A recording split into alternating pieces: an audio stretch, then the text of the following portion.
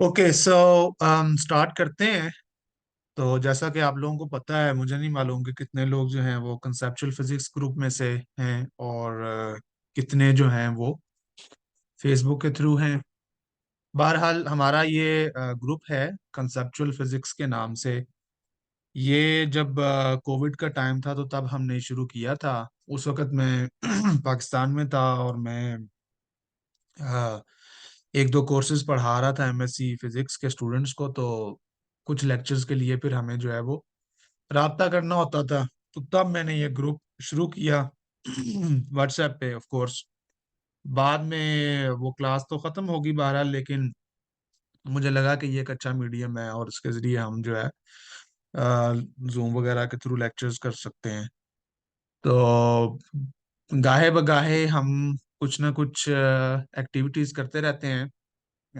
चूंकि स्पॉन्सर्ड नहीं है, कोई बड़ी टीम नहीं है इसको चलाने वाली, तो जिस जिस वक्त टाइम होता है बस उस वक्त हम कर लेते हैं। तो इसी तरह फिर जब पार्टिसिपेंट्स की तादाद ज़्यादा होगी तो व्हाट्सएप पे चूंकि वो अलाउ नहीं था एक ख़ास मकदार से ज़्यादा जाने में। अब तो शायद हो गया, और मेरा ख्याल है उस वक्त नहीं था। तो फिर हमने इसको फेसबुक पे भी अटेंड कर दिया। और अब फेसबुक के ऊपर भी है, लेकिन ज़्यादा हमारी डिस्कशन जो है व्हाट्सएप में होती है। अम, अब्दुल हसीब आवाज नहीं आ रही, बाकी लोगों को आवाज आ रही है मेरी? अगर आप लोग चैट में बता दें साथ।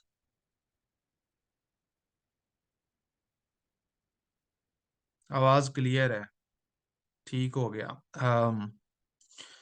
हाँ, ये कभी कभार नेटवर्क का मसला हो जाता है। आई होप कि अगर कोई फिजिक्स की बात होगी जो नहीं आपको समझ आती तो वो आप चैट में दोबारा पूछ लें तो मैं रिपीट कर दिया करूंगा। तो ये हमारे ग्रुप का तारुफ है कंसेप्चुअल फिजिक्स। उसमें हमने, मेरा ख्याल है पिछले पिछले साल शायद मैथमेटिकल मेथड्स का कुछ शुरू किया था। उस वक़्त भी मेरी जो स्कीम थी वो ये थी कि हम डिस्कशन ज़्यादा रखें। तो मैंने उस वक़्त स्टूडेंट से रिक्वेस्ट की थी कि जो जो लोग जो है वो मैथमेटिकल मेथड्स को पढ़ चुके हैं वो जो है ना इस पे प्रेजेंट किया करें। तो मेरे जो कुछ स्टूडेंट्स थे उन्होंने इसको प्रेजेंट किया और उसके ऊपर फिर हम डिस्कशन करते थे। तो बाद में फिर हमने देखा कि वो फॉर्मेट इतना अच्छा नहीं चल रहा था, क्योंकि बहुत ज़्यादा टाइम लगता था और बहुत कम चीज़ें कवर होती थी। तो फिर मैंने उसको खुद खुद जो है वो करना शुरू किया और उसके कुछ सेशंस कंप्लीट किए। मेरे ख्याल को 10-12 सेशंस जो हैं वो भी हमारे यूट्यूब चैनल पे पड़े हुए हैं। तो ये भी जो हम आज शुरू करने जा रहे हैं सिलसिला इलेक्ट्रोडायनामिक्स का, तो इसकी भी रिकॉर्डिंग मैं इसीलिए कर रहा हूँ साथ, ताकि हम इसको यूट्यूब के ऊपर जो है वो रख दें। क्योंकि यही बात है कि कुछ लोग जो हैं वो अटेंड नहीं कर पाते या कोई इंटरनेट का मसला होता है। तो या बाद में दोबारा सुनना पड़ता है, ताकि खुद से कोई बात समझ नहीं हो या कोई सवाल पैदा होना हो, तो वहाँ पे फिर वो यूट्यूब वीडियो के जरिए आप कर सकते हैं। अच्छा, ये तो था हमारा इब्तदाइया। इसके अलावा मेरा ख्याल है ज़्यादातर लोग जानते हैं। जो नहीं जानते, जो फेसबुक के थ्रू आए हैं, मेरा नाम अली शहबाज है और मैं को 10-12 साल पढ़ाता रहा हूँ पाकिस्तान में। फिर मैं यहाँ अमेरिका आ गया, अब मैं यहाँ पे पीएचडी कर रहा हूँ फिजिक्स में। और रिसेंटली जो है वो मैं क्वांटम सेंसिंग और क्वांटम कंप्यूटेशन की जो एप्लीकेशंस हैं उसके हवाले से कुछ रिसर्च कर रहा हूँ यहाँ पे। तो इसके बाद अब कोर्स की तरफ चलते हैं। अम, जैसा कि मैंने पोस्ट में भी लिखा था कि हमारा मकसद जो है ना वो ये नहीं है कि हम ग्रिफिथ्स की किताब को दोबारा पढ़ें। क्योंकि एक रिक्वायरमेंट हमने ये भी रखी थी कि चूंकि बीएस के अंदर जो स्टूडेंट्स हैं, मेरा ख्याल है कुछ लोगों ने मुझे बताया था, मुझे सही तरह से याद नहीं है कि वो बीएस सिस्टम किस तरह काम करता है, लेकिन शायद चौथे पांचवें सेमेस्टर के अंदर वो इलेक्ट्रोडायनामिक्स शुरू कर देते हैं और ग्रिफिथ्स के पहले 3-4 चैप्टर्स करते हैं और फिर अगले सेमेस्टर्स के अंदर जाते हैं तो फिर अगले चैप्टर्स करते हैं। तो वहाँ पे आप लोगों ने किसी न किसी तरह अपने उस्तादों के नोट्स के ज़रिए या फिर किसी और तरह से, ठीक है, अगर आपको उस्ताद अच्छा मिल गया, आपकी किस्मत अच्छी है, तो फिर आपने शायद वो नोट्स जो हैं वो वहां से पढ़ा हो। तो बहरहाल कहने का मकसद ये है कि उस किताब को हम अब जब पढ़ेंगे तो ये थोड़ा सा गैर रवायती तरीका होगा, और मैं अक्सर कोशिश करता हूँ कि मैं रिवायती जो तलीम है, तलीमी निज़ाम है हमारे पाकिस्तान का, उसके मुताबिक ना चलूं, और थोड़ा सा इसके अंदर जो है ना वो इंटरेक्शन का फैक्टर जो है, यानी जो एक डिस्कशन है वो उसको उसको लाया जाए। और ये जो उस्ताद और शागिर्द के दरमियान का मामला होता है ना, जिसमें बड़ी वो इज्जत और खौफ और इस तरह की चीजें आ जाती हैं, तो उससे निकल कर एक कुलीग की तरह एक मजमून को पढ़ा जाए, सीखा जाए। और उसमें जाहिर है मुझसे भी गलतियां होंगी, मैं दावा नहीं करता कि मुझे सारा कुछ आता है, लेकिन ये समझ लो कि एक किस्म की ग्रुप स्टडी है। और चूंकि हमारी यूनिवर्सिटीज के अंदर ग्रुप स्टडी जो है उसका उतना रुझान भी नहीं है, और सारे जो है वो क्लास वालों जो हैं वो एक जैसे लेवल पे होते हैं, तो फिर इतना ज्यादा एक्सपीरियंस भी नहीं होता उनको कि किस तरह से चीजें करनी है। तो यहाँ पे फंसी हैं और लोग हैं जिन्होंने इसको पढ़ा हुआ है, इसको किया हुआ है। तो मुझे उम्मीद है कि हम सब जो है वो मिल मिला के कुछ ना कुछ सीखने की कोशिश करेंगे, और इसमें जाहिर है फिर आप लोगों का ताउन जो है वो बहुत ज़रूरी होगा, ताकि ये सिर्फ जो है ना वो वन वे कम्युनिकेशन ना बने। अच्छा, फॉर्मेट इसका ये है कि अभी मैं तकरीबन 1 घंटा जो है वो इसके ऊपर बात करूंगा। हम चैप्टर 2 स्टार्ट कर रहे हैं ग्रिफिथ्स का, और जैसा कि मैंने कहा कि मैंने डेरिवेशंस नहीं करनी थ्योरीज की, मैं सिर्फ उनकी एप्लीकेशन की तरफ जाऊंगा, डायरेक्टली हम प्रॉब्लम सॉल्विंग पे जाएंगे। और प्रॉब्लम को सॉल्व करते हुए जो स्टेप्स आते हैं, और उसमें कोई ऐसी थ्योरेटिकल पॉइंट आता है कि जिसको आपने समझना है, तो उसके ऊपर आप मुझे क्वेश्चन कर लेंगे, बता देंगे, तो साथ साथ हम जो है वो चलते रहेंगे। इसके अलावा भी हम आखिर पे भी एक जो है वो थोड़े से चंद मिनट्स का एक क्वेश्चन आंसर सेशन जो है वो कर सकते हैं। दौराने लेक्चर भी आप मुझे रोक सकते हैं, कहीं से कोई बात नहीं समझ आती तो आप पूछ सकते हैं। लेकिन मेरी कोशिश ये होगी कि हम अ, इस इस सेशन को कंसेप्चुअल ज्यादा रखें, और इसको जो है वो मसलन मैथमेटिक्स की नज़र ना कर दें। क्योंकि आप देखेंगे कि कुछ प्रॉब्लम्स जो हैं इलेक्ट्रोडायनामिक्स के अंदर या इलेक्ट्रोस्टैटिक्स के अंदर, वो बहुत लेंथी होंगे, और उनके लेंथी होने की एक वजह जो है वो बहुत से मैथमेटिकल स्टेप्स होंगे। तो इसीलिए एक रिक्वायरमेंट हमने ये भी रखी थी कि कम से कम आपको जो है वो कैलकुलस, डिफरेंशियल जो कैलकुलस है वो आपको आती हो, और लीनियर अलजेब्रा थोड़ा बहुत आता हो, ताकि यानी इंटीग्रेशन वगैरह। और चूंकि आजकल बहुत से सॉफ्टवेयर भी आ चुके हैं, तो बजाय इसके कि आप जो है ना वो एक मैथमेटिकल स्टेप में उलझ कर फिजिक्स के कंसेप्ट से दूर हो जाएं, आप उनका भी सहारा ले सकते हैं। फ्रैंकली मैं तो ऐसे ही करता हूँ। ठीक है, मेरी जब ट्रेनिंग हो रही थी, जब हम एफएससी बीएससी वगैरह कर रहे थे, तब हमने बड़ी लंबी लंबी मशकें की हुई हैं, तो वो एक एक्सपीरियंस तो जाहिर है बन गया।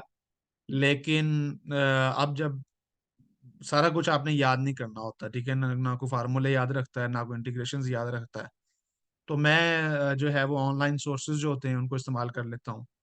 मसलन वोल्फ्रैम अल्फा जो है वो मैथमेटिका का फ्री वर्जन है, वो आप इंटरनेट पे इस्तेमाल कर सकते हैं। कोई और आपके पास प्रोग्रामिंग लैंग्वेज अगर आपको आती है या कोई और सॉफ्टवेयर है, आप वो इस्तेमाल कर लें। अगर आपके पास कोई चीट शीट पड़ी हुई है, यानी कोई ऐसी किताब पड़ी है जिसमें बहुत से मशहूर इंटीग्रल्स दिए होते हैं, आप वो कर सकते हैं। तो मैं उनकी डेरिवेशन में नहीं जाऊंगा।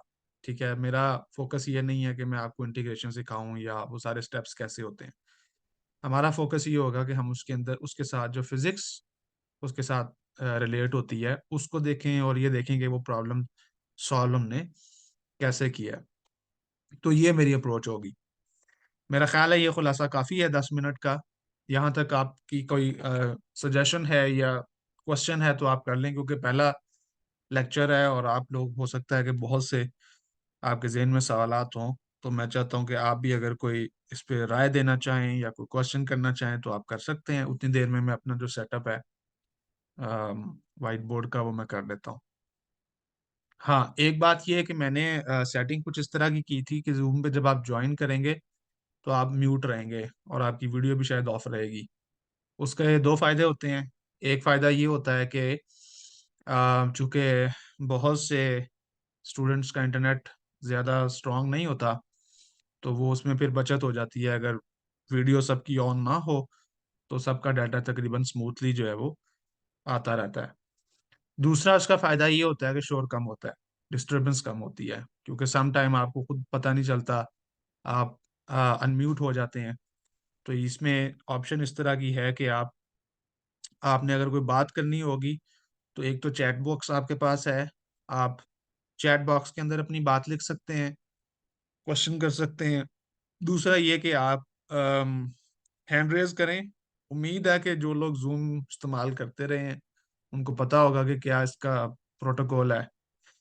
तो अगर आप लैपटॉप के ऊपर हैं या मोबाइल के ऊपर भी हैं तो जूम के अंदर ही रिएक्शंस के नाम का एक इमोजी बना होता है, तो उसके ऊपर आप क्लिक करें तो वहाँ पे वो इमोजीज आ जाते हैं, तो आप वहाँ पे हैंड रेज कर सकते हैं।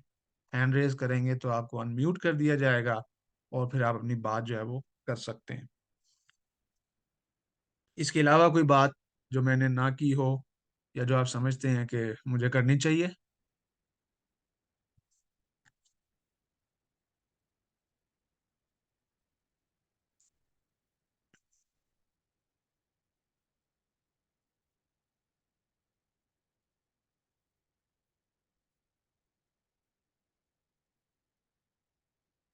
क्या किसी ने हैंड रेज किया है? जी बिलाल। अच्छा अली भाई, माजरत है। एक एक साइड क्वेश्चन है कि मैं चूंकि पहली दफा सेशन आपका देख रहा हूँ, तो क्या मतलब इसमें हम इलेक्ट्रोडायनामिक्स की किन किन चीज़ों को आप कवर कर रहे हैं? मैंने असल में शुरू के कुछ मिनट स्किप कर दिए थे। और क्या सिर्फ प्रॉब्लम सॉल्विंग होगी या टॉपिक्स पे डिस्कस करेंगे आप? हाँ बहुत अच्छा है। असल में शुरू में मैंने ये बात की थी कि मैं टॉपिक्स की डेरिवेशंस में नहीं जाऊंगा। मिसाल के तौर पर मतलब कि इलेक्ट्रिक फील्ड का फार्मूला डिराइव करें या गॉसेस लॉ को इससे डिराइव करें या उससे करें, तो डेरिवेशंस हम नहीं करेंगे। मैं पकड़ूंगा एक प्रॉब्लम, और उस प्रॉब्लम को जब हम सॉल्व करने लगेंगे तो उसमें जो जो कॉन्सेप्ट्स आएंगे उनको फिर साथ साथ एक्सप्लेन करता जाएंगे। बाकी चीजें जो हैं डिस्कशन, वो चूंकि ग्रिफिथ की बुक के अंदर दी हुई है तो वो वहां से की जा सकती है। हमारा मकसद जो है वो वहां पे हुई डिस्कशन, जो ग्रिफिथ ने डिस्कशन की है, जो थ्योरी लिखी है उसने, उसको समझना है through problems. So main goal problem solving है। बासित जी। अस्सलामुअलैकुम सर, वासिफ से बात कर रहा हूँ सर, यूनिवर्सिटी। बासित आपकी आवाज मुझे क्लियर नहीं आ रही। पहले सर आप कंटिन्यू करें, मेरी तरफ इंटरनेट का इशू है, मैं एंड पे आपसे क्वेश्चन पूछता हूँ। चलें ठीक हो गया। ओके, और किसी की कोई बात? अच्छा, आपको स्क्रीन मेरी नजर आ रही है?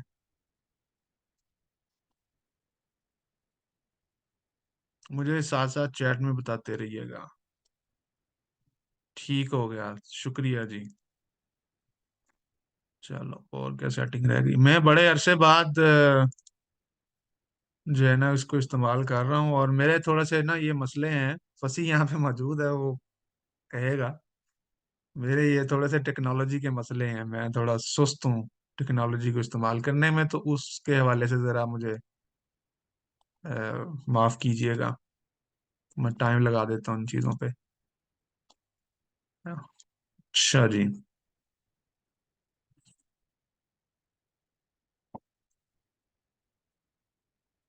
तो मैं ऐसा करता हूँ कि मैं अब अपनी वीडियो भी ऑफ करूंगा और हम चलते हैं सीधा स्क्रीन पर।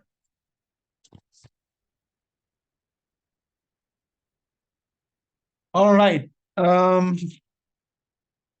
किताब उम्मीद है आप लोगों के पास होगी।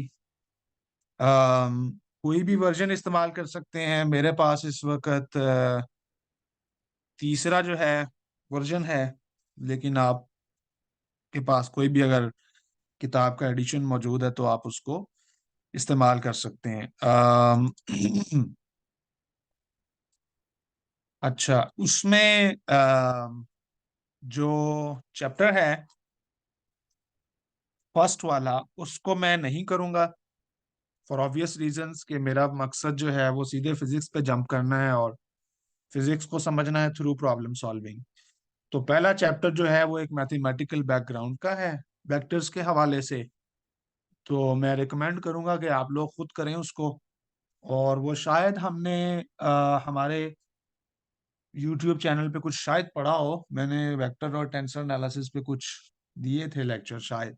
मैं वो भी आपको फिर रिकमेंड करूंगा कि उनको भी आप देख लें। लेकिन होपफुली जितना वेक्टर एनालिसिस चाहिए वो हम साथ साथ प्रॉब्लम को हल करते वक्त कवर करते जाएंगे। तो इसलिए मैं पहले चैप्टर को जो है वो स्किप करूंगा और दूसरे चैप्टर से स्टार्ट करेंगे, इलेक्ट्रोस्टैटिक्स जिसका नाम है। और उसमें फिर जो है वो बुनियादी दो चीजें हैं, एक सुपरपोजिशन प्रिंसिपल है और दूसरा जो है वो कूलम का कानून है। कूलम का कानून जो है वो आपको फोर्स के बारे में बताता है और सुपरपोजिशन का जो प्रिंसिपल है वो आपको ये बताता है कि आपके पास अगर एक से ज्यादा सोर्सेज हों तो उनकी टोटल फोर्स आप कैसे निकालते हैं। और ये बुनियादी सी बातें हैं इस चैप्टर के अंदर। तो मैं ऐसा करता हूँ कि ठीक है, यहाँ पे लिख देता हूँ कि मैं क्या बात कर रहा हूँ। अच्छा। अम, हाँ ज़हीम, थैंक यू सो मच। ज़हीम मेरे स्टूडेंट भी हैं और अब तो कोलीग हो गए। तो ये जो है ना, ये आपको साथ साथ चैट में गाइड भी करते रहेंगे। अगर कोई सवाल हुआ ज़हीम तो आप फिर मुझे बताते रहिएगा, ठीक है? ओके। तो कुछ बुनियादी कंसेप्ट्स हैं। अगेन मैं उनकी डिटेल में नहीं जाना चाहता, बस सिंपल लिखूंगा। सुपरपोजिशन प्रिंसिपल है और ये आपको पता है हर जगह आपको नजर आता है फिजिक्स में, ठीक है? सुपरपोजिशन। तो सुपरपोजिशन का मतलब ये होता है कि अगर आपके पास बहुत से चार्जेस हैं, ठीक है? फर्ज करें एक चार्ज है आपके पास Q1 है, एक चार्ज पड़ा हुआ है Q2, फिर एक चार्ज Q3 पड़ा हुआ है और बहुत सारे चार्जेस हैं। और उनमें से कोई एक चार्ज है जिसको मैं मिसाल के तौर पे QI कह देता हूँ। आई का मतलब एक इंडेक्स है और वो इंडेक्स जो है वो कहीं भी हो सकता है। अच्छा। और एक खास पॉइंट है जिसका नाम मैं पी रख लेता हूं और मैं चाहता हूं, जो मेरा बुनियादी सवाल है इलेक्ट्रोस्टैटिक के अंदर वो ये है कि इस पॉइंट पी के ऊपर जो है वो फोर्स क्या है इन सारे चार्जेस की। ठीक है, तो ये सारा चार्जेस का जो गुच्छा यहाँ पे पड़ा हुआ है, ये सारे चार्जेस कोई ना कोई फोर्स लगाते हैं, कूलम फोर्स, ठीक है, या इलेक्ट्रोस्टैटिक फोर्स भी आप कह सकते हैं। तो वो इलेक्ट्रोस्टैटिक फोर्स आप निकालना चाहते हैं इस पॉइंट पी के ऊपर due to all these charges. तो सुपरपोजिशन प्रिंसिपल ये कहता है कि आप एक एक चार्ज की फोर्स अलग अलग निकालते जाएं। मिसाल के तौर पे जो चार्ज Q1 है, ये इस पॉइंट P के ऊपर जो कूलम के मुताबिक फोर्स लगाएगा। और यहाँ पे जाहिर है आप एक टेस्ट चार्ज रखेंगे, ठीक है ना? Q कह लें आप, क्योंकि आपको कोई ना कोई टेस्ट चार्ज रखना पड़ता है। तो इस Q पॉइंट के ऊपर इस Q1 की जो फोर्स होगी वो आप निकाल लेंगे और उसको आप नाम दे लेंगे F1 का। उसका मैग्नीट्यूड F1 है। अगर आप उसके ऊपर तीर डाल देते हैं तो आप कहते हैं कि जी ये वेक्टर है, और वो वेक्टर रेडियल वेक्टर होता है। सिमिलरली अगर आप Q2 की फोर्स निकालेंगे तो उसको आप कोई नाम दे लेंगे F2 का, एंड सो ऑन। और QI की जो फोर्स होगी उसको आप नाम दे लेंगे FI का, एंड सो ऑन। तो सुपरपोजिशन का उसूल ये कहता है कि आपके पास जो टोटल फोर्स है that will be equal to F1 plus F2 plus F3 and so on. तो इसको कभी कभार लीनियर सुपरपोजिशन भी बोलते हैं, लेकिन हम उस बहस में नहीं जाएंगे। ठीक हो गया? तो बुनियादी मसला जो है इलेक्ट्रोस्टैटिक में, जैसा कि ग्रिफिथ ने लिखा है शुरू में, कि वो ये है कि हमने पॉइंट पी के ऊपर तमाम चार्जेस की फोर्स निकालनी होती है। और यहाँ पे हम फर्ज ये कर रहे हैं कि जो तमाम चार्जेस हैं वो स्टैटिक हैं। और ग्रिफिथ की नोटेशन के मुताबिक ये जो छोटा क्यू होता है इसको वो हमेशा सोर्स चार्ज के लिए इस्तेमाल करता है। सोर्स चार्ज, सोर्स और टेस्ट का जो लफ्ज है वो भी अगेन कोई इतनी खास उसकी डेफिनेशन नहीं है, वो हमने बस रखे हुए हैं क्योंकि एक चार्ज को हम यूज करते हैं टेस्ट करने के लिए और एक जिसके बारे में टेस्ट किया जा रहा है उसको हम सोर्स कह देते हैं। तो क्यू, बड़े क्यू को वो आमतौर पे टेस्ट चार्ज कह देता है। तो ये सिर्फ टर्मिनोलॉजी है। तो डिफरेंट सोर्स चार्जेस हैं। और चूंकि इलेक्ट्रोस्टैटिक है तो इलेक्ट्रोस्टैटिक के अंदर हम ये कहते हैं कि जो सोर्स चार्ज है वो स्टैटिक है। ठीक है, सोर्स चार्ज अगर बिल्कुल स्टैटिक हो जाए और उसके अंदर हम मोशन को इग्नोर कर दें, जाहिर है ये एक आइडियल कंडीशन है, हकीकत में तो ऐसा नहीं होता, लेकिन कुछ सिस्टम्स के अंदर आप एक्सपेरिमेंटली डिजाइन कर सकते हैं कि जिसमें आप चार्जेस को रिलेटिवली स्टैटिक कह सकते हैं, विद इन सम रेंज हम कह सकते हैं कि ये बहुत ज्यादा मूव नहीं कर रहा तो ये स्टैटिक है। ठीक हो गया। तो ये चंद एक चीजें हैं। और चूंकि यहाँ पे आप जितने भी चार्जेस को देख रहे हैं ये सारे डिस्क्रीट चार्जेस हैं। ठीक है, तो ये बहुत इंपॉर्टेंट है समझना कि ये डिस्क्रीट चार्जेस के लिए मैं बात कर रहा था। तो यही लीनियर सुपरपोजिशन जो है वो कंटिन्यूस चार्ज डिस्ट्रीब्यूशन के लिए भी लग सकती है, इस पर हम फिर बाद में बात करेंगे।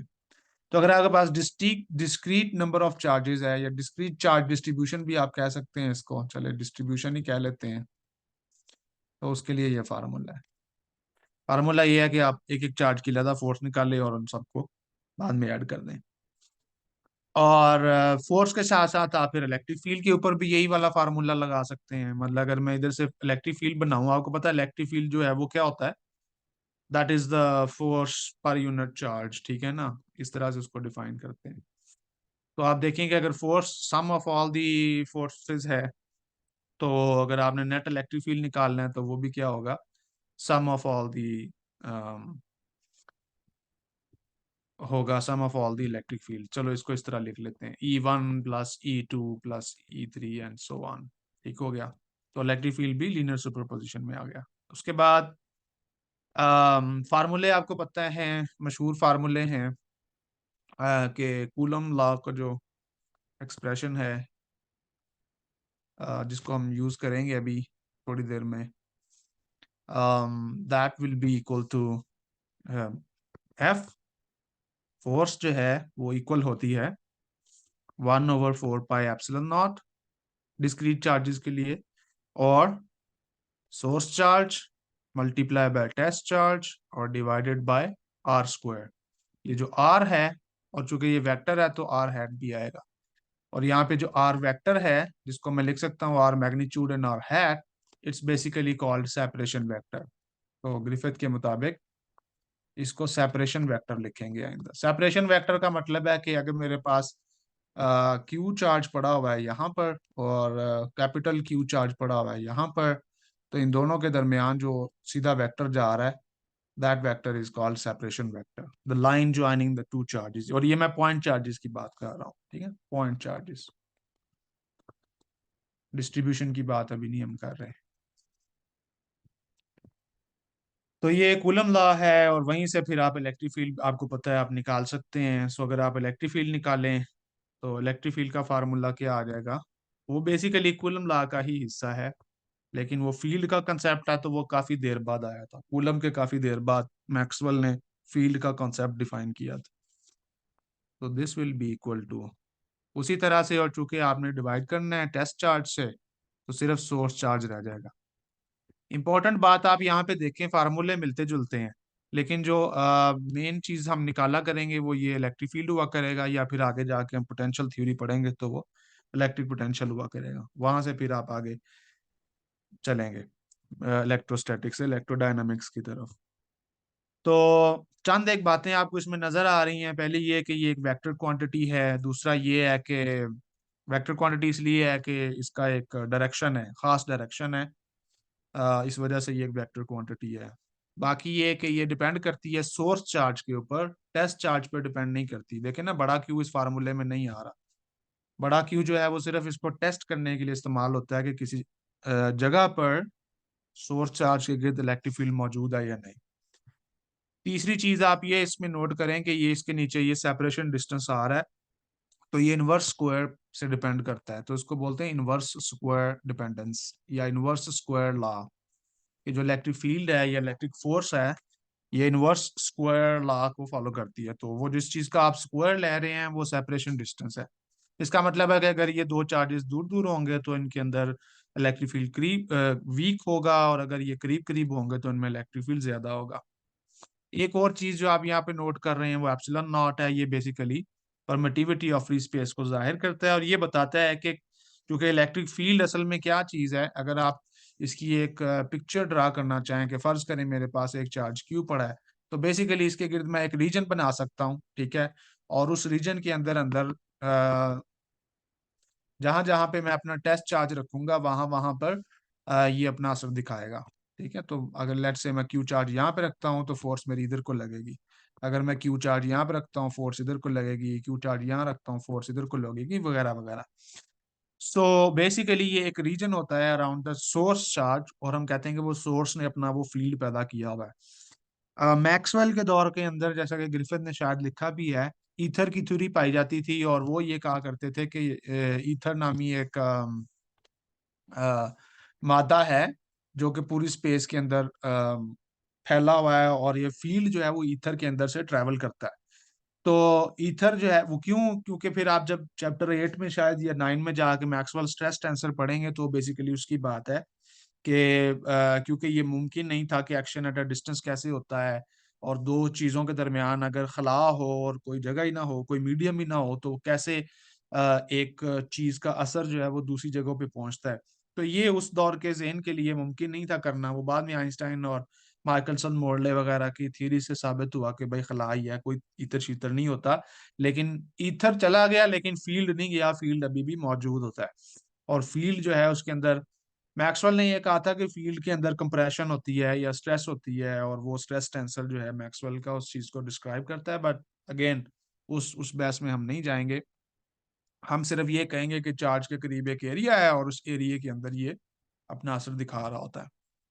और आप देख रहे हैं कि ये लोकेशन पर डिपेंड करता है, ठीक है ना। तो आप ये कह सकते हैं कि जो आर है, आर डिपेंडेंस, सेपरेशन डिपेंडेंस, ये लोकेशन पर डिपेंड करती है। आप करीब होंगे चार्ज के तो इलेक्ट्रिक फील्ड जो है वो ज्यादा मजबूत होगा, अगर आप चार्ज से दूर चले जाएंगे इलेक्ट्रिक फील्ड जो है वो वीक हो जाएगा। और अगर आपके पास एक नॉन यूनिफॉर्म चार्ज डिस्ट्रीब्यूशन हो, यानी चार्ज जो है वो बेतरतीब सा फैला हुआ है, तो फिर क्या होगा कि हर जगह पे एक जैसा इलेक्ट्रिक फील्ड आपको नहीं मिलेगा, गर्चे आपका फासला जो है वो एक जैसा ही हो। मतलब एक सर्कल के ऊपर अगर आप घूमे तो होता तो ये है ना कि सेंटर से सर्कल के सरकमफ्रेंस का फासला हर जगह बराबर होता है। लेकिन अगर आपकी चार्ज डिस्ट्रीब्यूशन इस तरह की है कि जो नॉन यूनिफॉर्म है, तो फिर पूरे सर्कल पर जब आप घूमेंगे तो आपको एक जैसा इलेक्ट्रिक फील्ड नहीं मिलेगा, और वो नॉन यूनिफॉर्म इलेक्ट्रिक फील्ड होगा। तो उस वो चीजें हैं।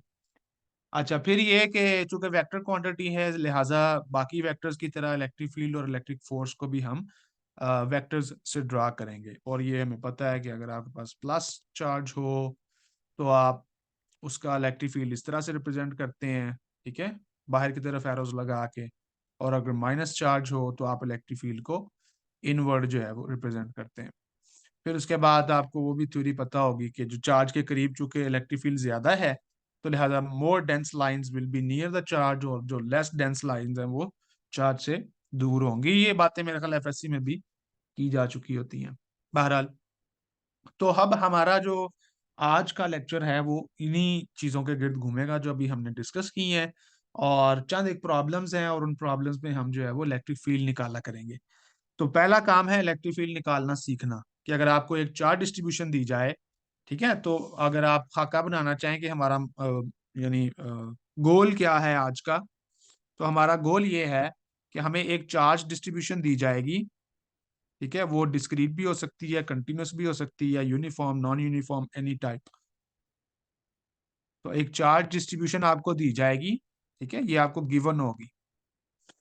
तो आपने उसमें से निकालना है electric field of that charge distribution. तो this is the main goal, और उसके लिए हम कुछ प्रॉब्लम्स करेंगे, ठीक है। चार्ज डिस्ट्रीब्यूशन आपको बहुत तरह से दी जा सकती है। मिसाल के तौर पे चार्ज डिस्ट्रीब्यूशन, जैसा कि मैंने अभी जिक्र किया, डिस्क्रीट भी हो सकती है और कंटिन्यूस भी हो सकती है। जब आप डिस्क्रीट कहते हैं तो इसका मतलब आप एक एक करके उसको गिन सकते हैं, एक एक चार्ज को अलग अलग गिन सकते हैं, एक दो तीन चार करके। कंटिन्यूस के अंदर ऐसा नहीं होता, वहां पे फिर आपको कैलकुलस की इस्तेमाल करना पड़ती है, क्योंकि वो चार्ज डिस्ट्रीब्यूशन जो है या चार्ज डेंसिटी जो है वो, सॉरी, नंबर ऑफ चार्जेस जो होते हैं वो अलग अलग नहीं गिने जा सकते। तो कंटिन्यूस के अंदर मेरे ख्याल ये तीन तरह की इंट्रोड्यूस करवाता है ग्रिफिथ। तो लीनियर चार्ज डेंसिटी है, सरफेस चार्ज डेंसिटी सिग्मा है, और उसके बाद मेरा नहीं ख्याल, पता नहीं क्या वो यूज करता है, टाउ यूज करते हैं शायद वॉल्यूम चार्ज डिस्ट्रीब्यूशन के लिए। बहरहाल देखेंगे अगर क्या यूज करते हैं। तो एक लीनियर चार्ज डिस्ट्रीब्यूशन हो सकती है कंटिन्यूअस, और सरफेस चार्ज डिस्ट्रीब्यूशन हो सकती है, और फिर वॉल्यूम चार्ज डिस्ट्रीब्यूशन हो सकती है। ठीक है, यानी या तो आपका चार्ज जो है वो एक लाइन के ऊपर पड़ा हुआ है, या आपका चार्ज जो है वो एक सरफेस के ऊपर पड़ा हुआ है, या फिर आपका चार्ज जो है वो एक वॉल्यूम के अंदर पड़ा हुआ है। ठीक है, तो ये तीन इसके केसेस होंगे, और डिस्क्रीट तो वही है जो आपने शायद एफएससी में भी देखी हो। तो ये मेन चीजें हैं। तो हमें इस तरह की कुछ चार्ज डिस्ट्रीब्यूशंस दी होंगी, और हमें जो हमारा जो गोल है वो एक ही होगा कि वो आपने इलेक्ट्रिक फील्ड निकालना है। तो अगर आपके पास डिस्क्रीट चार्ज डिस्ट्रीब्यूशन है, ठीक है, तो डिस्क्रीट चार्ज डिस्ट्रीब्यूशन के लिए जो फार्मूला लगेगा वो मैंने अभी ऊपर आपको बताया था। लेकिन अगर आपके पास एक से ज्यादा चार्जेस होंगे तो आप उसके लिए क्या इस्तेमाल करेंगे? आप कहेंगे जी summation over I is equal to 1 to n, where n is the number of charges. और क्योंकि सम कर रहे थे तमाम सोर्सेज को, because of the superposition principle, आपने तमाम सोर्सेज को सम करना है, और उसके नीचे फिर आप आर आई स्क्वायर, और चूंकि मैंने वेक्टर भी लिखा है तो आप आर आई हैट भी लिखेंगे। तो ये है डिस्क्रीट चार्ज डिस्ट्रीब्यूशन का फार्मूला इलेक्ट्रिक फील्ड निकालने का। अगर आपके पास कंटिन्यूस होगी तो फिर उसके लिए डिफरेंट फार्मूले होंगे। लेकिन एक बात मुझे पता है कि वो बेसिकली जो, अगर मैं इन जनरल लिखना चाहूंगा तो उसका फार्मूला जो है वो कुछ यूं लिखा जा सकता है कंटिन्यूस के लिए, और तीनों के लिए अलग-अलग फार्मूले हैं। यानी लीनियर के लिए अलग है, सरफेस के लिए अलग, वॉल्यूम के लिए अलग है, लेकिन उनकी जो बेस है वो एक ही है। कि पहला फैक्टर तो आपका यही रहेगा, फ्री स्पेस परमिटिविटी। लेकिन आपकी जो समेशन है ये याद रखें, और ये बड़ी अहम चीज है जो मैं आपसे जिक्र कर रहा हूँ। पूरी फिजिक्स के अंदर जब भी आप डिस्क्रीट से कंटिन्यूस में जाएंगे तो मैथमेटिकली इसका मतलब होता है कि आपने समेशन से इंटीग्रल में चले जाना है। तब आप यहाँ पे क्या करेंगे, समेशन को आप इंटीग्रल लिख देंगे, और वो जो आई आई आपने लिया था वो इंडेक्स आपका इंटरवल बन जाएगा, डी एक्स बन जाएगा।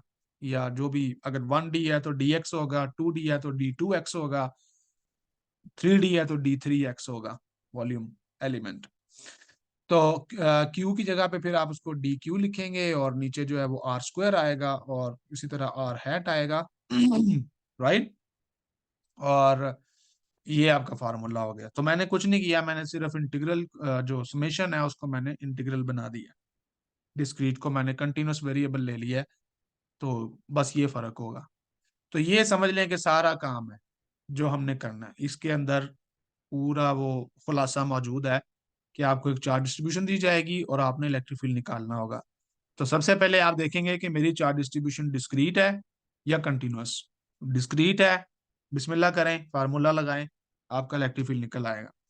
कंटिन्यूअस है तो आप क्या करेंगे, आप ये इंटीग्रल वाला फार्मूला निकालेंगे, और उसमें फिर आप देखेंगे कि जो आपकी चार्ज डेंसिटी दी हुई है वो लीनियर है, सरफेस है, यानी आपका चार्ज जो है वो एक लाइन के ऊपर डिस्ट्रीब्यूट हुआ हुआ है, एक सरफेस के ऊपर डिस्ट्रीब्यूट हुआ हुआ है, या एक वॉल्यूम के अंदर है। और उस हिसाब से फिर आप अपना जो है वो डिफाइन कर सकते हैं। लीनियर चार्ज डेंसिटी के लिए आप लिखेंगे dQ/dl, क्योंकि इसमें सिर्फ और सिर्फ आपके पास क्या होता है, dl होता है। यानी वेक्टर भी आप लिख सकते हैं, लेकिन मैं अभी सिर्फ इसको सिंपल डेफिनेशन दे रहा हूँ कि ये लीनियर चार्ज डेंसिटी है। डेंसिटी जब भी किसी चीज की आए तो इसका मतलब होता है कि गिवन लेंथ के अंदर वो चीज कितनी पाई जाती है। जैसे मास डेंसिटी, गिवन लेंथ में कितना मास पाया जाता है, इसी तरह चार्ज डेंसिटी, गिवन लेंथ में कितना चार्ज पाया जाता है, तो लीनियर आ गई। इसी तरह सरफेस डेंसिटी, वही आप dQ/d एरिया करेंगे। ठीक है, तो ये आपकी क्या बन जाएगी, सरफेस चार्ज डेंसिटी। और वॉल्यूम के लिए मुझे अभी याद नहीं है कि उसने टाउ यूज किया या क्या किया, लेकिन मैं टाउ यूज कर लेता हूँ। नहीं, रो करते हैं आई थिंक, टाउ वॉल्यूम के लिए करते हैं। हाँ मेरा ख्याल है, मेरा मेरा जहां तक दिमाग काम कर रहा है रो होता है वॉल्यूम चार्ज डेंसिटी। बहरहाल, तो यहाँ पे क्या आएगा, dQ/d। वी मैं इस्तेमाल करता हूँ, लेकिन मेरे ख्याल टाओ भी इस्तेमाल करता है ग्रिफिथ। डजंट मैटर, आप कोई भी सिंबल इस्तेमाल कर सकते हैं as long as you know कि वहां पे क्या चल रहा है। तो ये बन जाएगी वॉल्यूम चार्ज डेंसिटी।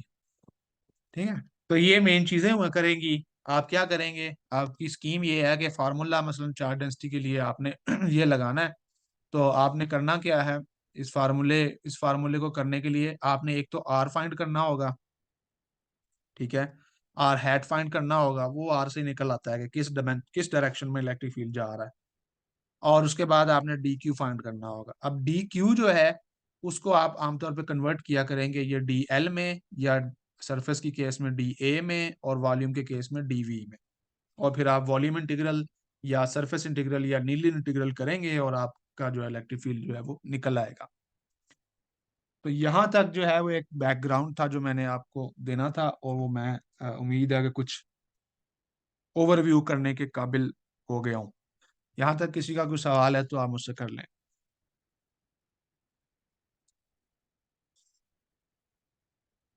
ठीक है, हमारा गोल क्लियर है।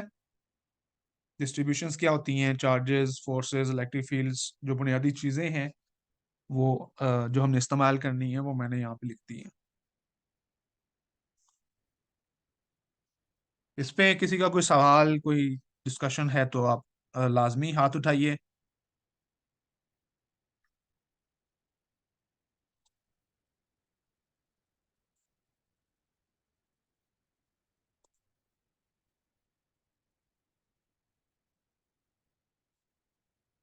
अगर कोई सवाल नहीं है तो फिर मैं चलता हूँ प्रॉब्लम्स की तरफ। अच्छा, प्रॉब्लम्स में भी मैंने सारे प्रॉब्लम्स आपको नहीं करवाने, क्योंकि कुछ काम आपके लिए भी छोड़ना है। इनवर्स स्क्वायर क्यों यूज कर रहे हैं, ये सुफियान का एक सवाल है कि हम इनवर्स स्क्वायर क्यों यूज करें। ये बड़ा मशहूर सवाल है, मेरे ख्याल ये एफएससी में भी अक्सर बच्चे पूछते हैं। बेसिकली इसका ताल्लुक जो है वो जियोमेट्री के साथ है। तो अगर आप वैक्यूम के अंदर होंगे और गॉसेस लॉ के अंदर आप इसको देखेंगे भी, हम इसको डिराइव करेंगे वहां पे। एक प्रॉब्लम भी है कि इनवर्स स्क्वायर क्यों बनता है। So basically it is related to the geometry of the space. तो अगर आप एक ज्योमेट्रिकली अगर मैं एक फर्ज करें मेरे पास कायनात में कुछ भी नहीं है और सिर्फ एक चार्ज पड़ा हुआ है क्यू, ठीक है, और इसके बाहर सारा वैक्यूम है, कुछ भी नहीं है इसके आसपास। तो इसके आसपास जो वैक्यूम है, स्पेस है, उसके अंदर मैं क्या करूंगा, डिफरेंट पॉइंट्स के ऊपर, और ये एक कांस्टेंट चार्ज है, और मैं डिफरेंट पॉइंट्स के ऊपर इस यूनिफॉर्म चार्ज का इलेक्ट्रिक फील्ड निकालता हूँ, और इलेक्ट्रिक फील्ड निकालने का मतलब फोर्स ही निकालता हूँ, एक ही बात है।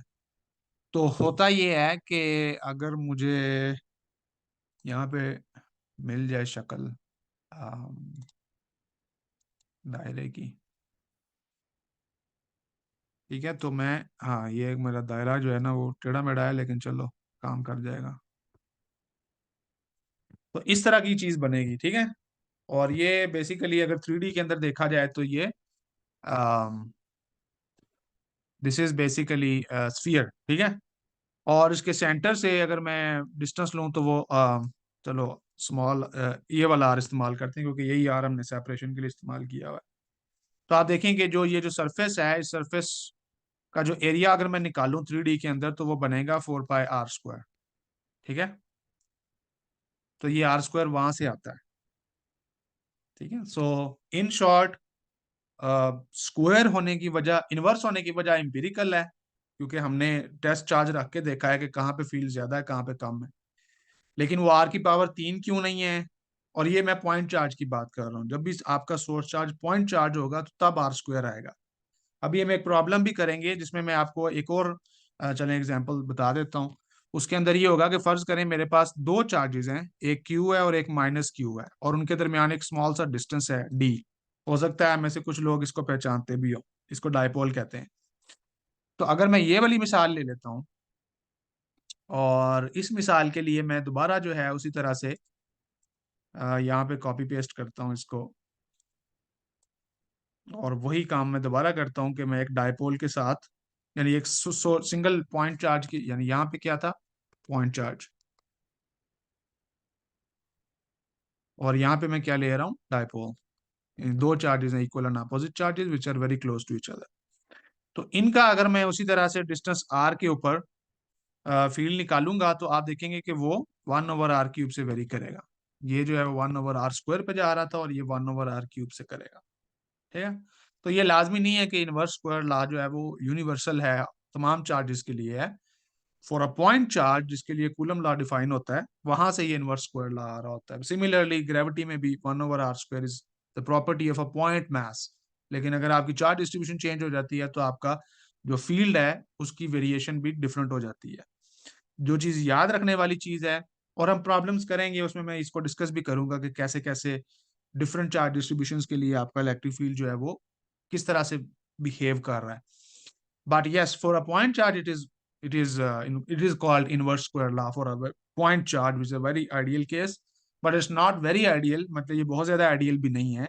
ऐसा नहीं है कि हमने मतलब 1/r² को ऑब्जर्व ही नहीं कभी किया था, वरना तो हम इसको लॉ ही ना कहते। ऑफ कोर्स इसको ऑब्जर्व किया जाता है, लेकिन ये कुछ अप्रोक्सीमेशंस या कंडीशंस होती हैं जिनमें आपको a given charge distribution can be considered as a point charge. मिसाल के तौर पे अगर फर्ज करें मेरे पास एक स्क्वायर पड़ा हुआ है और इस स्क्वायर के ऊपर बहुत सारा चार्ज जो है वो बिखरा हुआ है, उसकी कोई सरफेस चार्ज डेंसिटी है सिग्मा। तो अगर मैं बहुत दूर खड़ा हुआ हूँ, फर्ज करें कि मैं यहाँ पे खड़ा हूँ, ठीक है, which is very very far from this charge, तो यहाँ पे खड़ा बंदा जो है वो उसको लगेगा कि वो एक पॉइंट चार्ज को देख रहा है, हालांकि असल में ये क्या था, ये स्क्वायर है। ठीक है, तो इस बंदे के लिए ये माने नहीं रखता कि यहाँ पे वो स्क्वायर था या वो दायरा था या वो क्या चीज थी। मतलब हो सकता है कि ये स्क्वायर ना हो सकता है दायरा हो, लेकिन जो बंदा बहुत दूर खड़ा हुआ है जिसका R very very larger than the dimension of this thing, आमतौर पर इसको जी कहते हैं। फर्ज करें इसकी इसकी जो कोई इसकी डायमेंशन है जी, इसका कोई आप साइज साइज ले सकते हैं। चलो इस केस में इसका एरिया होता है वैसे, लेकिन चलो लेंथ ले लेते हैं, स्क्वायर है तो इसकी लेंथ ए ले लेते हैं साइड की। तो जो बहुत दूर खड़ा आदमी है उसको वो स्क्वायर भी, उसको वो सफियर भी वो पॉइंट चार्ज लगेगा। तो वहां पे आप ये इजीली जो है वो इक्वेशंस अप्लाई कर सकते हैं। But again this is electrostatics, अभी हम इलेक्ट्रोडायनामिक्स में नहीं गए। तो ये भी एक अप्रोक्सीमेशन, ठीक है। तो ये इनवर्स स्क्वायर लॉ दो चीजों की अप्रोक्सीमेशन है। एक अप्रोक्सीमेशन की वजह जो है वो ये है कि ये एक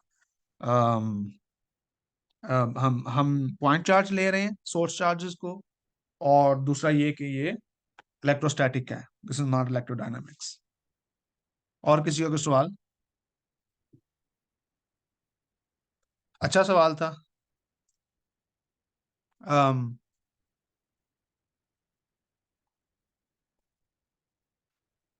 लंबा सवाल करने वाले जहीम, या तो आप सवाल मुझे पढ़ के बता दें या फिर अगर आप कर सकते हैं। अम,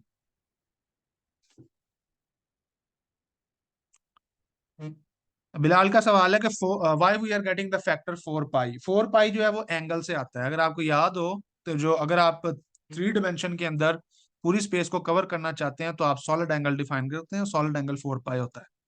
और अगर आपके पास सर्कल है तो वो फिर 2 पाई होता है। तो वो मैंने चूंकि मिसाल आपको 3D में दी है, तो 3D के अंदर स्फीयर है, स्फीयर का सरफेस एरिया r² से जाता है, लेकिन 4 पाई जो है that gives you the solid angle in the 3 dimensional vacuum. Yes, बल्कि आपने वो कहा भी, it's coming from solid angle.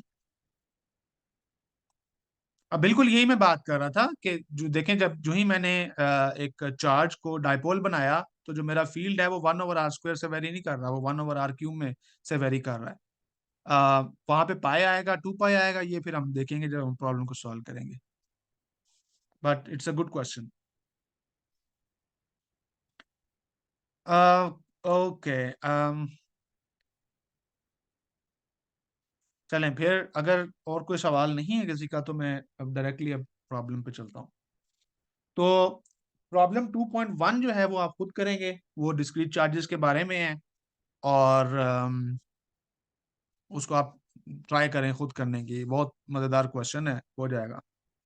मैं करूंगा problem 2.2।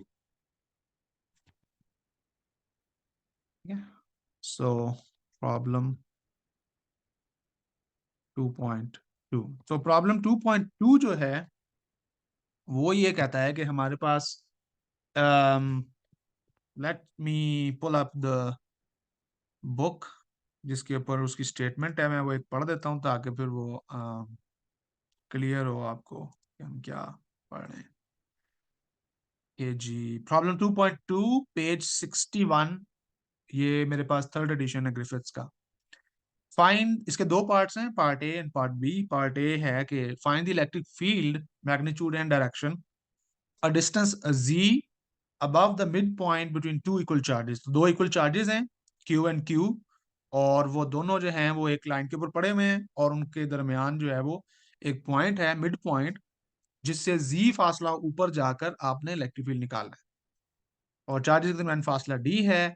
Check that your result is consistent with what you would expect when z is very very larger than d. और फिर कहता है कि repeat part A only this time make the right hand charge minus q instead of plus q. तो एक दफा same charges लेने और एक दफा अपोजिट चार्जेस लेने। So let's do this. अच्छा, प्रॉब्लम की पहले मैं शक्ल बना लेता हूँ।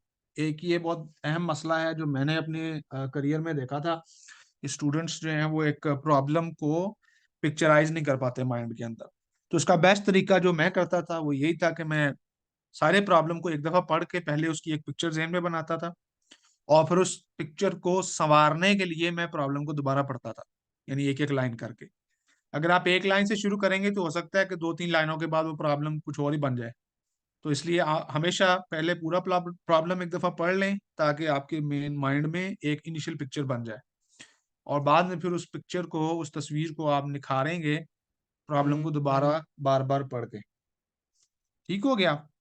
तो अब यहाँ पे क्या चल रहा है जी, दो चार्जेस हैं और एक लाइन के ऊपर पड़े हुए हैं, तो मैं तस्वीर पहले बना लेता हूँ। सो फर्ज करेंगे एक लाइन है, और उस लाइन के अंदर जो है वो एक मिड पॉइंट भी है। ठीक है, और इस मिड पॉइंट से कोई जी फासला जो है उसके ऊपर एक पॉइंट है पी, और इस पी के ऊपर मुझे कहा गया इलेक्ट्रिक फील्ड निकालो कि इस पॉइंट पी के ऊपर इलेक्ट्रिक फील्ड क्या है, जबकि दाएं और बाएं तरफ दोनों तरफ एक जैसा प्लस क्यू चार्ज पड़ा हुआ है। प्लस क्यू इधर पड़ा हुआ है, प्लस क्यू इधर पड़ा हुआ है। और मुझे ये बताया गया है कि इस पूरे लाइन का जो डिस्टेंस है दैट इज डी। ये चीजें मुझे बताई गई हैं। तो पहली बात मुझे समझ आ गई कि अगर मिड पॉइंट है तो फिर ये लेंथ जो है लेफ्ट साइड पे ये भी डी बाई टू होगी, यानी अगर मैं इसको जीरो मान लूँ, और ये लेंथ जो है ये भी डी बाई टू होगी क्योंकि वो मिड पॉइंट है। अच्छा, उसके बाद तो ये मुझे मुझे बताया गया है, ठीक है ना, और मेरा नहीं ख्याल कि इसमें कुछ बताया गया है। मैं दोबारा प्रॉब्लम को पढ़ता हूँ और आप साथ साथ तस्वीर को भी देखें। प्रॉब्लम ये कहता है कि किधर गया, फाइंड द इलेक्ट्रिक फील्ड। ठीक है, अ डिस्टेंस जी, जी आपको नजर आ रहा है, अबव द मिड पॉइंट। ठीक है, मिड पॉइंट को हमने ढूंढा, मिड पॉइंट के ऊपर हमने जी पॉइंट ढूंढा, और उस जी पॉइंट के ऊपर जाके हमने इलेक्ट्रिक फील्ड निकालना है। लेकिन वो जी पॉइंट कहाँ से आपने लेना है? Above the mid point between two equal charges a distance D apart. तो दो चार्जेस हैं, इक्वल चार्जेस हैं, और उनके दरमियान डिस्टेंस डी है।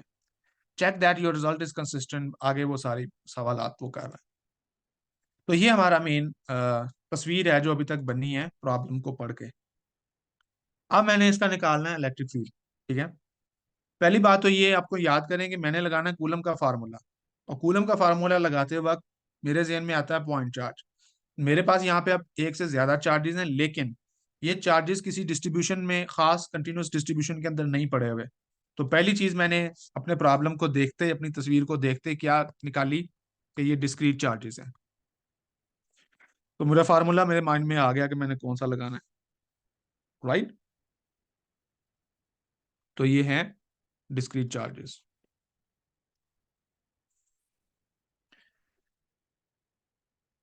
अच्छा, उसके बाद दूसरी चीज आप गौर करें कि दोनों चार्जेस जो हैं वो एक जैसे लगते हैं, चाहे आप, यानी ओरिजिन, अगर मैं इसको ओ कह लूँ पॉइंट को, मिड पॉइंट को, तो अगर आप लेफ्ट पे देखें या राइट पे देखें तो दोनों इक्वल फासले के ऊपर पड़े हुए हैं।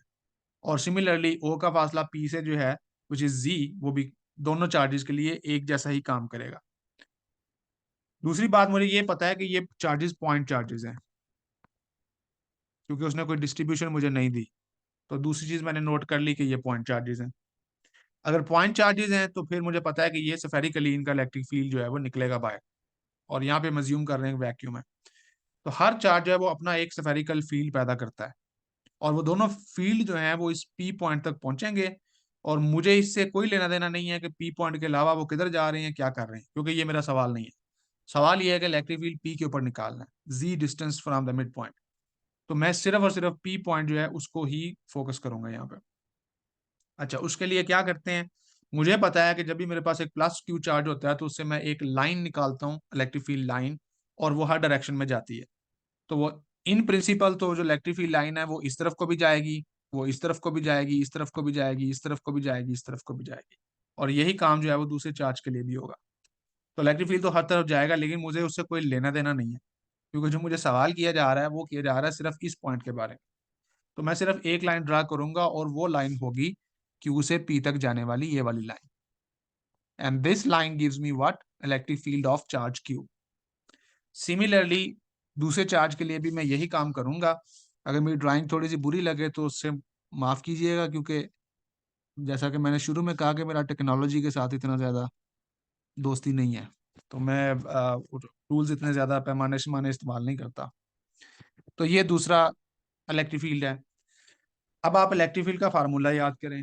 तो इलेक्ट्रिक फील्ड का फार्मूला के अंदर ये आता है कि इलेक्ट्रिक फील्ड डिपेंड करता है इस केस में सिर्फ दो चीज़ों पे, चार्ज पे और डिस्टेंस पे। तो अगर आप गौर फरमाएं तो ये डिस्टेंस अगर मैं इसको आर कह लूं, तो ये डिस्टेंस भी तो आर ही होगा ना। उसकी वजह ये है कि ये मिड पॉइंट से दोनों चार्जेस एक ही फासले पे हैं और जी भी कांस्टेंट है दोनों के लिए। सो लिहाजा ये सेम डिस्टेंस होगा। तो उसका मतलब किसी एक को अगर मैं सॉल्व कर लूं तो दूसरा ऑटोमेटिकली सॉल्व हो जाता है। इसी प्रॉब्लम को हम किसी वक्त जाके सिमेट्री से भी हल करेंगे, लेकिन फिलहाल मैं सिमेट्री की बहस में नहीं जाऊंगा। तो ये दोनों के दरमियान डिस्टेंस। अच्छा, उसके बाद ये जो इलेक्ट्रिक फील्ड लाइन जा रही है, इसके अंदर से मैं ऐसा करता हूँ कि यहाँ पर एक एक्सिस ड्रा कर लेता हूँ अपना, और मैं डिफाइन करता हूँ कि जो मेरा एक्स एक्सिस है वो इस तरफ को होगा और जो मेरा जी एक्सिस है वो इस तरफ को होगा। ये ग्रिफिथ की नोटेशन में इस्तेमाल कर रहा हूँ, आपकी मर्जी होती है, आप जहां मर्जी एक्स वाई ले लें या एक्स जी ले लें या वाई जी ले लें। तो इसका मतलब है कि जो हॉरिजॉन्टल लाइन है ये एक्स एक्सिस को शो करेगी और जो वर्टिकल लाइन है वो जी एक्सिस को शो करेगी। अच्छा, अब एक और चीज हम यहाँ पर नोट करते हैं कि जो इलेक्ट्रिक फील्ड लाइन है that is making an angle with the vertical. वो वर्टिकल के साथ क्या कर रही है, एक एंगल बना रही है, और उस एंगल को जो है वो आप थीटा कह लेते हैं। तो अगर मैं इसी लाइन को थोड़ा सा एक्सटेंड कर लूं, पी पॉइंट वाली लाइन को, तो पी को मैं यहाँ से खत्म कर लेता हूँ, पी को नीचे लिख देते हैं, तो वर्टिकल के साथ ये थीटा बना रही है। और इसी तरह दूसरे वाला भी जो है वो सेम एंगल बनाएगी, थीटा बनाएगी। तो ये सारी चीजें मैंने इधर से निकाल ली हैं। सबसे पहले तो ये देखें कि आपका ये जो सिस्टम है, इसी इंफॉर्मेशन जो मुझे मिल रही है, इलेक्ट्रिक फील्ड एक वेक्टर है। वेक्टर इन जनरल आप इन्फिनिट डायमेंशन में ले लेते हैं, लेकिन यहाँ पर हमारा जो सिस्टम है मुझे नजर आ रहा है कि वो टू डायमेंशनल है, क्योंकि ये सारा कुछ या तो एक्स में हो रहा है या जी में हो रहा है, यहाँ पे वाई एक्सिस मौजूद नहीं है। तो टू डायमेंशनल सिस्टम है, तो इसका मतलब है कि ये दूसरी तीसरी चीज मुझे मालूम होगी कि ये टू डायमेंशनल सिस्टम है। अब इस तो ये बुनियादी बातें हैं। यहाँ पे मैं डिटेल इसलिए दे रहा हूँ क्योंकि अगले बहुत से प्रॉब्लम इससे मिलते जुलते हैं जो हमने करने हैं, तो बार बार मैं ये बातें वहां पे नहीं करूंगा। सो अगर आपको कोई कंफ्यूजन है, कोई क्वेश्चन है, तो वो आप साथ साथ पूछते रहिएगा। 2D सिस्टम है तो इसका मतलब है कि आपको पता है रेक्टेंगुलर कंपोनेंट्स को कैसे लिखा जाता है। तो मैं इलेक्ट्रिक फील्ड जो है, सॉरी टोटल इलेक्ट्रिक फील्ड जो मैंने निकालना है, जो मेरा क्वेश्चन है, उसको मैं लिख सकता हूँ एक्स कंपोनेंट। ठीक है, अब इसके लिए यूनिट वेक्टर के लिए कुछ लोग इस तरह लिखते हैं, और कुछ लोग जो है ये वाली नोटेशन इस्तेमाल करते हैं। तो ये आपके ऊपर है कि आपने कौन सी नोटेशन इस्तेमाल करनी है। तो मैं इसको चलें एक्स ही लिख लेता हूँ, और प्लस मेरे पास आ जाएगा ई जी, और साथ आ जाएगा जी है। ये बात भी मेरे ख्याल आपको पता है फ्रॉम वेक्टर एनालिसिस कि आप किसी भी वेक्टर को उसके कंपोनेंट्स की फॉर्म में लिख सकते हैं। यहाँ पर हमारा जो इलेक्ट्रिक फील्ड, लेट से इस जगह पे आप देखें हमारा वेक्टर ये है, और मुझे पता है कि ये वाली साइड एक्स एक्सिस है, ये वाली साइड जी एक्सिस है। So I can resolve this vector into two components, X component and Z component. उसके बाद मैं वो वेक्टर्स ड्रा कर लेता हूँ। तो एक वेक्टर आप देखें इस जो दाईं तरफ इलेक्ट्रिक फील्ड जा रहा है, उसका एक कंपोनेंट इस तरफ बनेगा और एक कंपोनेंट इस तरफ बनेगा। ये मैं रेड में शो कर रहा हूँ राइट वाले को, और इसी तरह से मैं ब्लू के अंदर शो करूंगा दूसरे वाले को। तो इसमें क्या हो रहा है, एक कंपोनेंट इस तरफ को जाएगा और दूसरा कंपोनेंट इसके ऊपर ही आ जाएगा। ठीक है, तो लेफ्ट वाले को मैंने ब्लू से शो किया है और राइट वाले को मैंने रेड से शो किया है। यहाँ पे आपको वाज़े तौर पे नजर आ रहा है कि ये चूंकि चार्जेस एक जितने हैं तो लिहाजा इलेक्ट्रिक फील्ड का मैग्नीट्यूड तो सेम होगा, बिकॉज याद है इलेक्ट्रिक फील्ड क्या होता है। एक पॉइंट चार्ज के लिए अगर एक सिंगल पॉइंट चार्ज हो तो उसका मैग्नीट्यूड क्या होता है इलेक्ट्रिक फील्ड का, that is q over r square. अब चूंकि आर दोनों साइड पे सेम है, क्यू भी दोनों साइड पे सेम है, तो लिहाजा इलेक्ट्रिक फील्ड दोनों साइड के ऊपर सेम है, the magnitude of electric field is same. ठीक है, इक्वल मैग्नीट्यूड है ऑन बोथ साइड्स।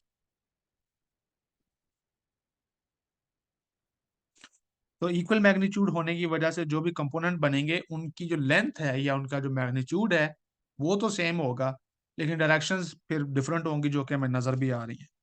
तो अगर आप गौर करें तो इस जगह पे ये जो दो इलेक्ट्रिक फील्ड हैं रेड और ब्लू के अंदर, ये एक दूसरे को अपोजिटली कैंसिल कर रहे हैं।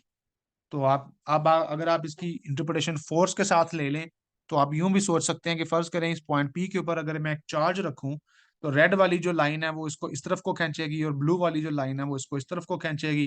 To equal and opposite forces एक दूसरे को जो है असर को जाया कर देती हैं और नेट फोर्स इस चार्ज के ऊपर जीरो होगी। जब फोर्स जीरो हो जाएगी तो there will be no electric field, because electric field is force per unit charge. तो इसका मतलब है पॉइंट पी के ऊपर जो electric field contribution from horizontal axes है वो क्या है, जीरो है। ये पॉइंट समझ में आ गया। So there is no horizontal component, net horizontal component of electric field जो कि नॉन जीरो होगा।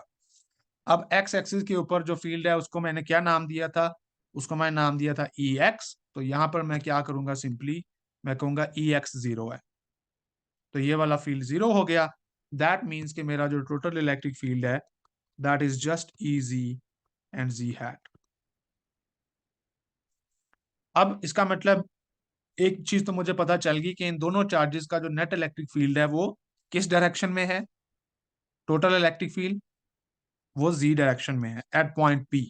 पॉइंट पी के ऊपर उसकी सिमत किस तरफ को है, जी की तरफ है। बाकी रहेगी बात ई जी की, तो ई जी जो है वो बेसिकली इस डायरेक्शन वाला इलेक्ट्रिक फील्ड है, तो उसमें देखेंगे दोनों वेक्टर जो हैं वो ऐड हो रहे हैं। मैंने रेड वाले को नीचे ड्रा किया और ब्लू वाले को ऊपर, तो वो मैंने सिर्फ आपको दिखाने के लिए किया था, लेकिन दर हकीकत चूंकि दोनों इक्वल मैग्नीट्यूड के वेक्टर हैं तो दोनों की लेंथ सेम होनी चाहिए, और चूंकि दोनों की डायरेक्शन भी सेम है तो लिहाजा दे विल एड अप। तो अगर मैं एक चार्ज का फर्ज करें इस वाले चार्ज का इलेक्ट्रिक फील्ड निकाल लूं तो मैं सिंपली उसको 2 से मल्टीप्लाई करूंगा तो मेरे पास ईजी के दोनों कंपोनेंट आ जाएंगे, from the left charge and from the right charge. ये बात भी आपको उम्मीद है समझ आ गई होगी।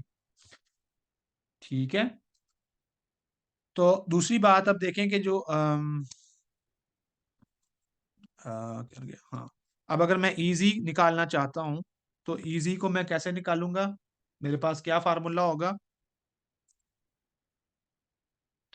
इजी का फार्मूला होगा कि मैं इस ई वेक्टर को रिजॉल्व करूंगा दो हिस्सों में। तो वो आपको पता है कि अगर मैं चले मैं यहाँ पे आपको वो दिखा देता हूँ, फर्ज करें ये मेरा इलेक्ट्रिक फील्ड है। ठीक है, ये मैं राइट साइड को दोबारा ड्रा कर रहा हूँ और मुझे पता है कि ये मेरा जो है वो एंगल है। तो आपको नजर आ रहा होगा कि ये वाला जो कंपोनेंट है वो होगा ई कॉस थीटा जी कंपोनेंट, और एक्स कंपोनेंट क्या होगा ई साइन थीटा। राइट, ये सिंपल वेक्टर एनालिसिस है।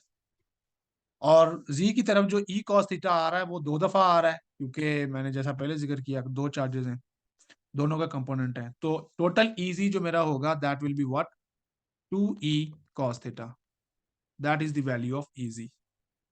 ठीक है। अच्छा, अब मेरे पास रह गई दो चीजें निकालने वाली, वो रह गया कि ई खुद क्या है due to one point charge, और मेरे पास cos थीटा क्या है। ई के लिए मैं इस्तेमाल करूंगा क्योंकि ई जो है यहाँ पर वो सिंगल पॉइंट चार्ज का फील्ड है, सिंगल पॉइंट चार्ज। तो इसके ऊपर तो वही फार्मूला लगेगा जो मैं पहले लगा रहा हूँ। सो ई की वैल्यू क्या आ जाएगी, 1/4 pi epsilon naught, Q charge है क्योंकि दोनों तरफ बराबर है, और नीचे आ जाएगा आर स्क्वायर। अच्छा जी, उसके बाद आपके पास है कॉस थीटा। तो कॉस थीटा आप निकाल सकते हैं। अगर आप इसी थीटा को यहाँ पे देखें तो वो बराबर ही होता है। ठीक है ना, दो लाइनें जो क्रॉस कर रही हो एक दूसरे को एक पॉइंट के ऊपर तो उनके कॉम्प्लीमेंट्री एंगल्स इक्वल होते हैं। ये रियाजी के मसलों में शायद आपने कहीं पढ़ा हो। तो जो थीटा यहाँ पे है वही थीटा यहाँ पर है। सो इसका मतलब है कि यहाँ पे एक ट्रायंगल बन रही है अगेन मेरी ट्रायंगल बड़ी हॉरेबल होने वाली है। सो ये एक ट्रायंगल है। ऑफ कोर्स इसका साइज वो नहीं है जो असल ट्रायंगल है, लेकिन मैं सिर्फ आपको समझाने के लिए कि थीटा यहाँ पर है, जी यहाँ पर है, d/2 यहाँ पर है और r यहाँ पर है। तो मुझे क्लियरली पाइथागोरस थ्योरम बता रहा है कि जो r की वैल्यू है that will be z square plus d square over 4 and then square root. तो r भी मुझे मालूम हो गया और इसी के साथ मैं cos थीटा भी निकाल सकता हूँ। तो cos थीटा मेरे पास क्या आ जाएगा,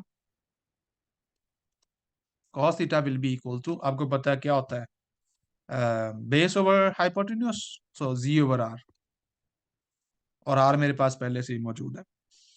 तो ये सारी वैल्यूज आप पुट करें इजी के अंदर। मुझे वो सारे स्टेप्स करने की जरूरत तो नहीं है, मेरा ख्याल है कि आप लोग कर सकते हैं वो सारे स्टेप। तो जो आपका इलेक्ट्रिक फील्ड आएगा, I will just write the final answer now. तो इलेक्ट्रिक फील्ड आएगा 1/4 pi epsilon naught 2q z over z square plus d square over 4 3/2। So और इसकी सिमत किस तरफ आई थी ये मैंने नेट इलेक्ट्रिक फील्ड लिखा है। सिंपली मैंने ये किया कि जो ईजी की वैल्यू है ये वाली जो मैं निकालूंगा, ये सारी चीजें पुट करके वो मैंने यहाँ पुट की और साथ जी हैट लगाया, तो मेरे पास ई वेक्टर बन गया। और इसको मैं कर देता हूँ एक डब्बे के अंदर बंद, because this is the result of the first question. अभी आगे इस रिजल्ट को फिर डिस्कस करना है। कोई क्वेश्चन यहाँ पर है तो आप पूछ लें।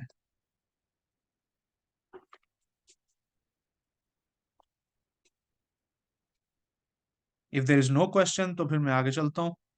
अच्छा, इसके बाद उसने ये पूछा था कि आप अब चेक करेंगे आप, मतलब मुझे पता कैसे चलेगा कि जो मेरा रिजल्ट है वो सेंस बना रहा है कि नहीं, कॉमन सेंस बना रहा है कि नहीं। तो आपको याद होगा कि मैंने थोड़ी देर पहले शायद यहाँ पे वजाहत की थी, हाँ इस जगह पे। तो यहाँ पे मैंने वजाहत की हुई है, ये वाला जो पॉइंट है, यहाँ मैंने वजाहत की थी कि अगर एक आदमी किसी भी चार्ज डिस्ट्रीब्यूशन से बहुत दूर जाकर खड़ा हो जाएगा तो उसको वो चार्ज डिस्ट्रीब्यूशन, चाहे वो स्क्वायर है, सर्कल है, कुछ भी है, वो क्या नजर आएगी, पॉइंट चार्ज। तो वही वाली कॉमन सेंस मैंने यहाँ पे अप्लाई करनी है कि अगर फर्ज करें कि जो मेरा पी पॉइंट है इसको मैं बहुत दूर ले जाऊं, फर्ज करें यहाँ पे मैं पी ले आता हूं, तो क्या होगा, इस केस के अंदर मेरा जो जी है वो बहुत ज्यादा होता जाएगा और जो मेरा डी है उसके मुकाबले में d/2 या डी कह लें, वो बहुत छोटा मुझे नजर आएगा। क्योंकि जैसे जैसे आप दूर जाते जाएंगे ये दोनों चार्जेस आपको ऐसा लगेगा कि बहुत करीब करीब है, depending on the geometry. Sidra का क्वेश्चन है, I am still confused why we have taken components z and x not y and x also when we take components y so the vector component will be e sin। हाँ, तो ये two dimensional problem है, तो इसलिए पहली बात तो हमने टू डायमेंशंस लेनी है। नाम आप जो मर्जी रख लें, दैट्स योर कन्वेंशन, मैं ग्रिफिथ्स की कन्वेंशन इस्तेमाल कर रहा हूँ। I was expecting sine theta. देखें, ये एक कंफ्यूजन होती है कि स्टूडेंट्स को लगता है शायद ये कि क्योंकि वो मेरे ख्याल मैटर की किताब या एफएससी में पढ़ाते हैं ना कि ए एक्स को लिखते हैं, अगर एक वेक्टर है या तो ए कॉस थीटा और ए वाई हो तो ए साइन थीटा। ये एक्स और वाई जो है ये आर्बिट्ररी होते हैं, ये जो है ना दीज आर आर्बिट्ररी, इनका कोई चक्कर नहीं होता, आप जिधर मर्जी ले लें। जो चीज मैटर करती है वो ये है कि अगर आपके पास दो एक्सेस हैं और उनका कोई भी नाम आप रख दें, चलो उनका नाम वाई ही रख लेते हैं इस केस में, तो ये मेरा वेक्टर ए है और ये एंगल थीटा है उसके साथ, बल्कि हमारे केस में एंगल जो है वो यहाँ पे था। तो इस केस में क्या होगा, ये वाला कंपोनेंट बन जाएगा ए साइन थीटा और ये वाला कंपोनेंट क्या बन जाएगा, ए कॉस थीटा। तो जो ऊपर मैंने डेफिनेशन लिखी थी वो तो ठीक नहीं है, क्योंकि मैंने ए वाई को कहा था ए साइन थीटा, लेकिन यहाँ तो ए वाई ए कॉस थीटा आ गया। So this is all convention. Ultimately होना क्या है कि जब आप ए और थीटा की वैल्यू पुट करेंगे तो वो नाम शाम उसके गायब हो जाने हैं, और आप देखें जो फाइनल रिजल्ट हमने निकाला है यहाँ पर, it has nothing to do with the x y और z. If that was the, ये सवाल था आपका। um, अगर कोई और क्वेश्चन है तो फिर आप लिख दीजिएगा। हाँ नहीं, कॉज यही मैं आपको इसी तरह समझा रहा हूँ कि हॉरिजॉन्टल कौन सा है, वर्टिकल कौन सा है, ये डिपेंड करता है कि थीटा किधर लिया हुआ है आपने। तो मेरा थीटा हॉरिजॉन्टल के साथ नहीं था। आपकी डेफिनेशन काम करेगी जब थीटा हॉरिजॉन्टल के साथ होगा, लेकिन हमारे केस में आप गौर करें तो हमने थीटा वर्टिकल के साथ लिया हुआ है। अगर मेरा थीटा यहाँ पर होता इस जगह पे, तो फिर आपकी बात ठीक थी, लेकिन चूंकि मैंने थीटा वर्टिकल के साथ डिफाइन किया हुआ है, सो लिहाजा यहाँ पे वो वाली बात ठीक नहीं होगी। तो आपने अपने थीटा को देखना होता है, थीटा के साथ बेस है और वो सारी ज्योमेट्री जो आपने पढ़ी होगी। बहरहाल आगे चलते हैं। सो किसी और का कोई सवाल तो नहीं था, मैंने मिस ना कर दिया हो? बिलाल, हाँ ये भी एक अच्छा तरीका है बताने का। It all depends on theta, कि आपने थीटा कहाँ पे लिया हुआ है, उसके हिसाब से फिर आप ज्योमेट्री के साथ खेलते जाते हैं। तो मेरा जो यहाँ पे है, डज इट मेक सेंस, मैं ये सवाल हमेशा बार बार आपसे भी करूंगा और अपने आप से भी, कि जब भी मैं कोई रिजल्ट निकालूंगा तो मेरा अगला सवाल हुआ करेगा, डज इट मेक सेंस, क्या ये मेरा जो रिजल्ट आया है ये सेंस बनाता है? तो ये रिजल्ट तो बड़ा हॉरिबल सा नजर आ रहा है, बड़ा गंदा सा रिजल्ट है, मतलब मुझे कोई कोई इसकी कोई शक्ल नहीं नजर आ रही खूबसूरत सी। देखे ना, ऊपर भी जी पड़ा हुआ है और नीचे जी स्क्वायर है, फिर उसकी पावर 3/2 है। तो अभी तक जो चीज सेंस बना रही है वो सिर्फ जी हैट है, कि जो टोटल इलेक्ट्रिक फील्ड है वो जी की तरफ जा रहा है। तो इस चीज की थोड़ी बहुत सेंस है।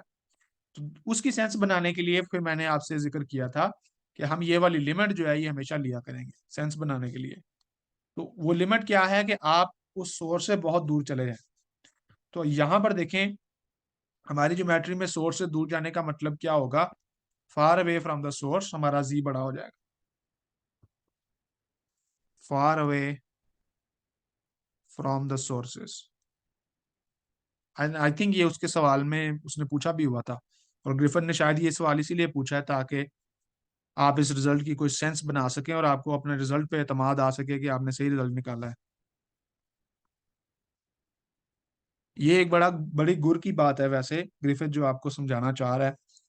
जब भी आप फिजिक्स में कोई भी रिजल्ट निकालें, सिर्फ मैथमेटिक्स चेक ना करें अपना। आमतौर पे बच्चों को कहा जाता है प्रॉब्लम्स करो, न्यूमेरिकल्स करो, तो वो सिर्फ मैथमेटिकल स्टेप्स देखते हैं, यूनिट्स देखते हैं और इन्हीं चीज़ों पे जोर देते हैं, लेकिन उसकी फिजिकल सेंस भी बननी चाहिए। अगर आपके रिजल्ट की, जैसे कि हमारे रिजल्ट की अब डायरेक्ट शायद फिजिकल सेंस कंप्लीटली ना बन रही हो, लेकिन अभी वो बनेगी, तो आपने करना क्या होता है कि आपने अपने प्रॉब्लम, आपका जो गिवन प्रॉब्लम है उसको आपने एक इंतहाई सिंपल फॉर्म के अंदर ले जाना है, कोई अप्रोक्सीमेशन लेनी है। याद रखें, वो क्या लैंडाओ जो है नोबेल लॉरिएट, वो कहा करता था कि physics is the science of approximation.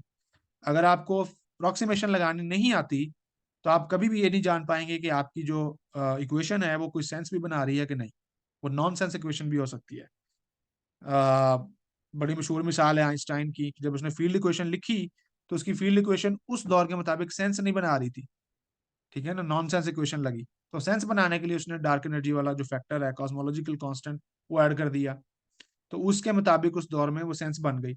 बाद वालों ने फिर जब मजीद इसको एक्सप्लोर किया तो देखा कि जी उसकी तो जरूरत ही नहीं है कॉस्मोलॉजिकल कांस्टेंट की, क्योंकि इक्वेशन उसके बगैर भी सेंस बना रही है।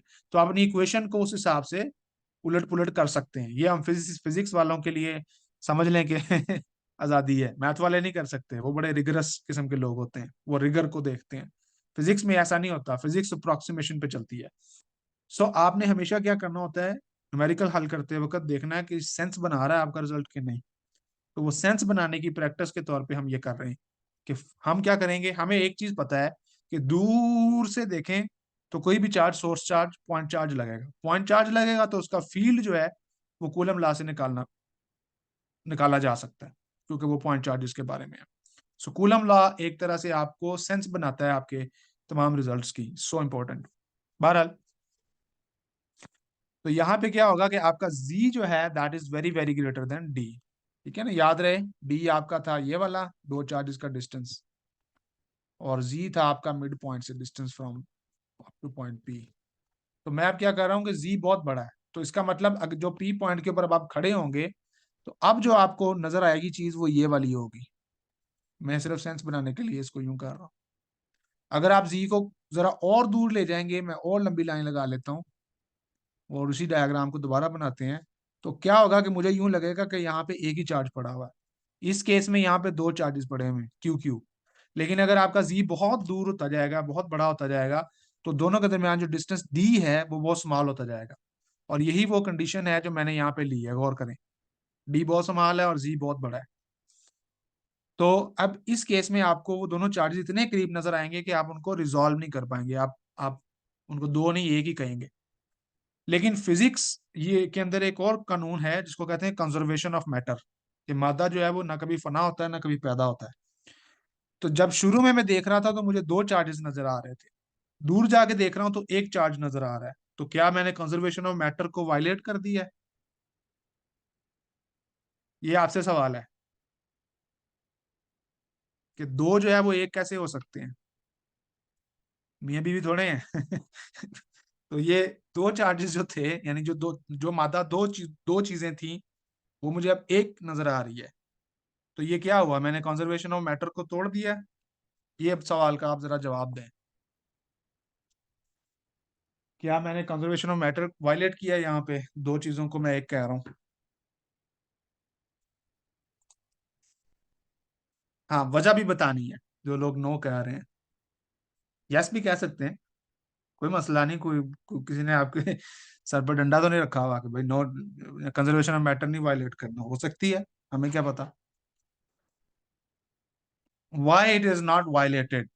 क्वेश्चन इज कि कंजर्वेशन ऑफ मैटर वायलेट क्यों नहीं हुई? कैसे पता चला आपको?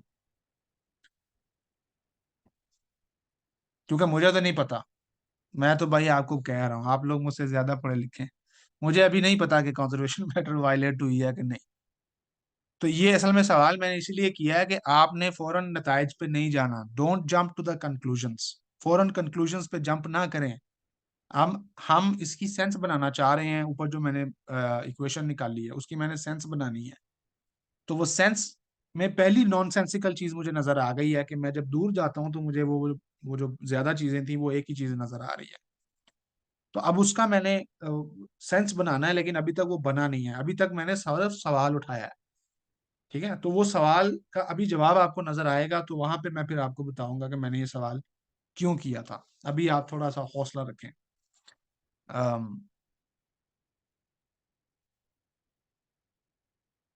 सो चेक करते हैं कि जी इस लिमिट में क्या होगा यहाँ पे। अब देखें, अब यहाँ पे एक और मैं मजे की चीज आपको दिखाता हूँ कि मैथमेटिक्स कैसे फिजिक्स की मदद करता है। सवाल मैं कर रहा हूँ फिजिक्स का, डज इट मेक सेंस, ये फिजिक्स का सवाल है। लेकिन मदद मैं लेने लगा हूँ मैथमेटिक्स से। वो मदद मैं ये लेने लगा हूँ कि मैं ये जो z very very larger then d है ना, इस चीज को भी मैंने इस्तेमाल करना है अपने फार्मूले में। तो ये देखें जी कैसे इस्तेमाल करता हूँ। तो मैं इस फार्मूले को दोबारा लिखता हूँ, E इक्वल्स, सिर्फ मैग्नीट्यूड से काम चला लेंगे हम क्योंकि डायरेक्शन तो वही रहनी है।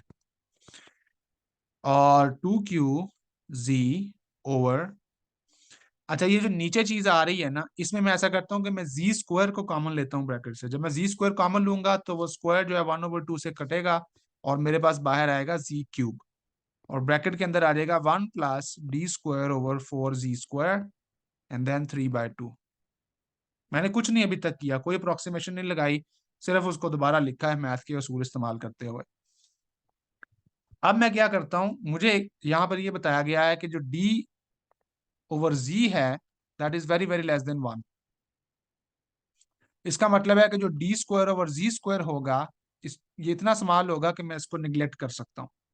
दिस इज द अप्रोक्सीमेशन, कि मैं फर्स्ट ऑर्डर को तो रखूंगा लेकिन सेकंड ऑर्डर की जो चीजें होंगी यानी स्क्वायर या क्यूब वाली चीजें होंगी उनको मैं इग्नोर कर सकता हूँ। Why? Because D is very small as compare to Z. तो नतीजातन हुआ ये है कि यहाँ पे ये जो चीज थी d² / z² ये जीरो हो गई। ठीक है, तो जब ये वाली चीज मैं जीरो कर दूंगा, ये वाला फैक्टर मैं कह रहा हूँ कि जीरो हो गया, तो आपका जो रिजल्ट आया है वो क्या है, E इक्वल्स 1/4πε0 2q, और नीचे जी क्यूब था तो ये बन गया z²। ये मेरे पास आफ्टर दैट अप्रोक्सीमेशन जवाब आया है। ये जवाब मुझे कोई सेंस बनाता हुआ लग रहा है। याद करें coulomb law for a point charge. तो ये फार्मूला ये मुझे बता रहा है राइट हैंड साइड पे कि z डिस्टेंस के ऊपर मैंने इलेक्ट्रिक फील्ड निकाला है और जिस चीज का इलेक्ट्रिक फील्ड निकाला है वो चीज 2Q है, लेकिन उसकी चूंकि फार्मूले की शक्ल कूलम लॉ जैसी है, तो मैं इस 2Q को क्या कहूंगा, सिंगल पॉइंट चार्ज। तो इसका मतलब है कि ये पॉइंट चार्ज 2Q के बराबर है। तो जो टोटल चार्ज पहले था वही चार्ज अभी भी वहां पे है। ये सिर्फ देखने वाले ने चूंकि दूर से देखा है, इसलिए उसको एक नुक्ता नजर आया है। इसका ये मतलब नहीं कि कोई कंजर्वेशन लॉ वायलेट हो गया। तो conservation of charge, conservation of matter violate नहीं हुआ। और आपने देखेंगे मैथमेटिकल मेथड्स के जरिए आप किस तरह से एक फिजिक्स की अप्रोक्सीमेशन लगाते हैं और आपका रिजल्ट जो है वो सेंस बनाने लग जाता है। So this is basically the field of A point charge of magnitude 2Q। ठीक है, at a distance Z from from the source charge. तो अब आप देखें, मेरे पास एक दलील है और उस दलील से मैंने साबित किया है कि जी हाँ, कंजर्वेशन लॉ जो है वायलेट नहीं हुआ और माय रिजल्ट मेक सेंस। ठीक है, तो ये चीज हम बार बार यूज किया करेंगे। तो मैंने काफी ज्यादा टाइम इस पे इसीलिए सर्व किया है।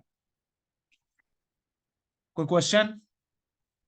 अदरवाइज मैं इसका सेकंड पार्ट अब करूंगा, जिसके अंदर हम इसी डायग्राम को दोबारा लेंगे, लेकिन बस फर्क ये होगा कि अब हम प्लस प्लस क्यू की जगह पे प्लस माइनस क्यू लेंगे। ठीक है, so I will copy this diagram में भी, क्योंकि मुझे किधर गई, I need this one.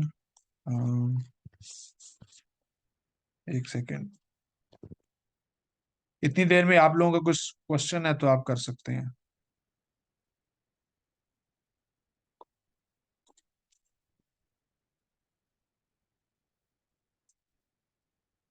I think मेरा सॉफ्टवेयर हैंग हो रहा है, मुझे थोड़ा सा वक्त देंगे, मैं इसको ठीक करूं।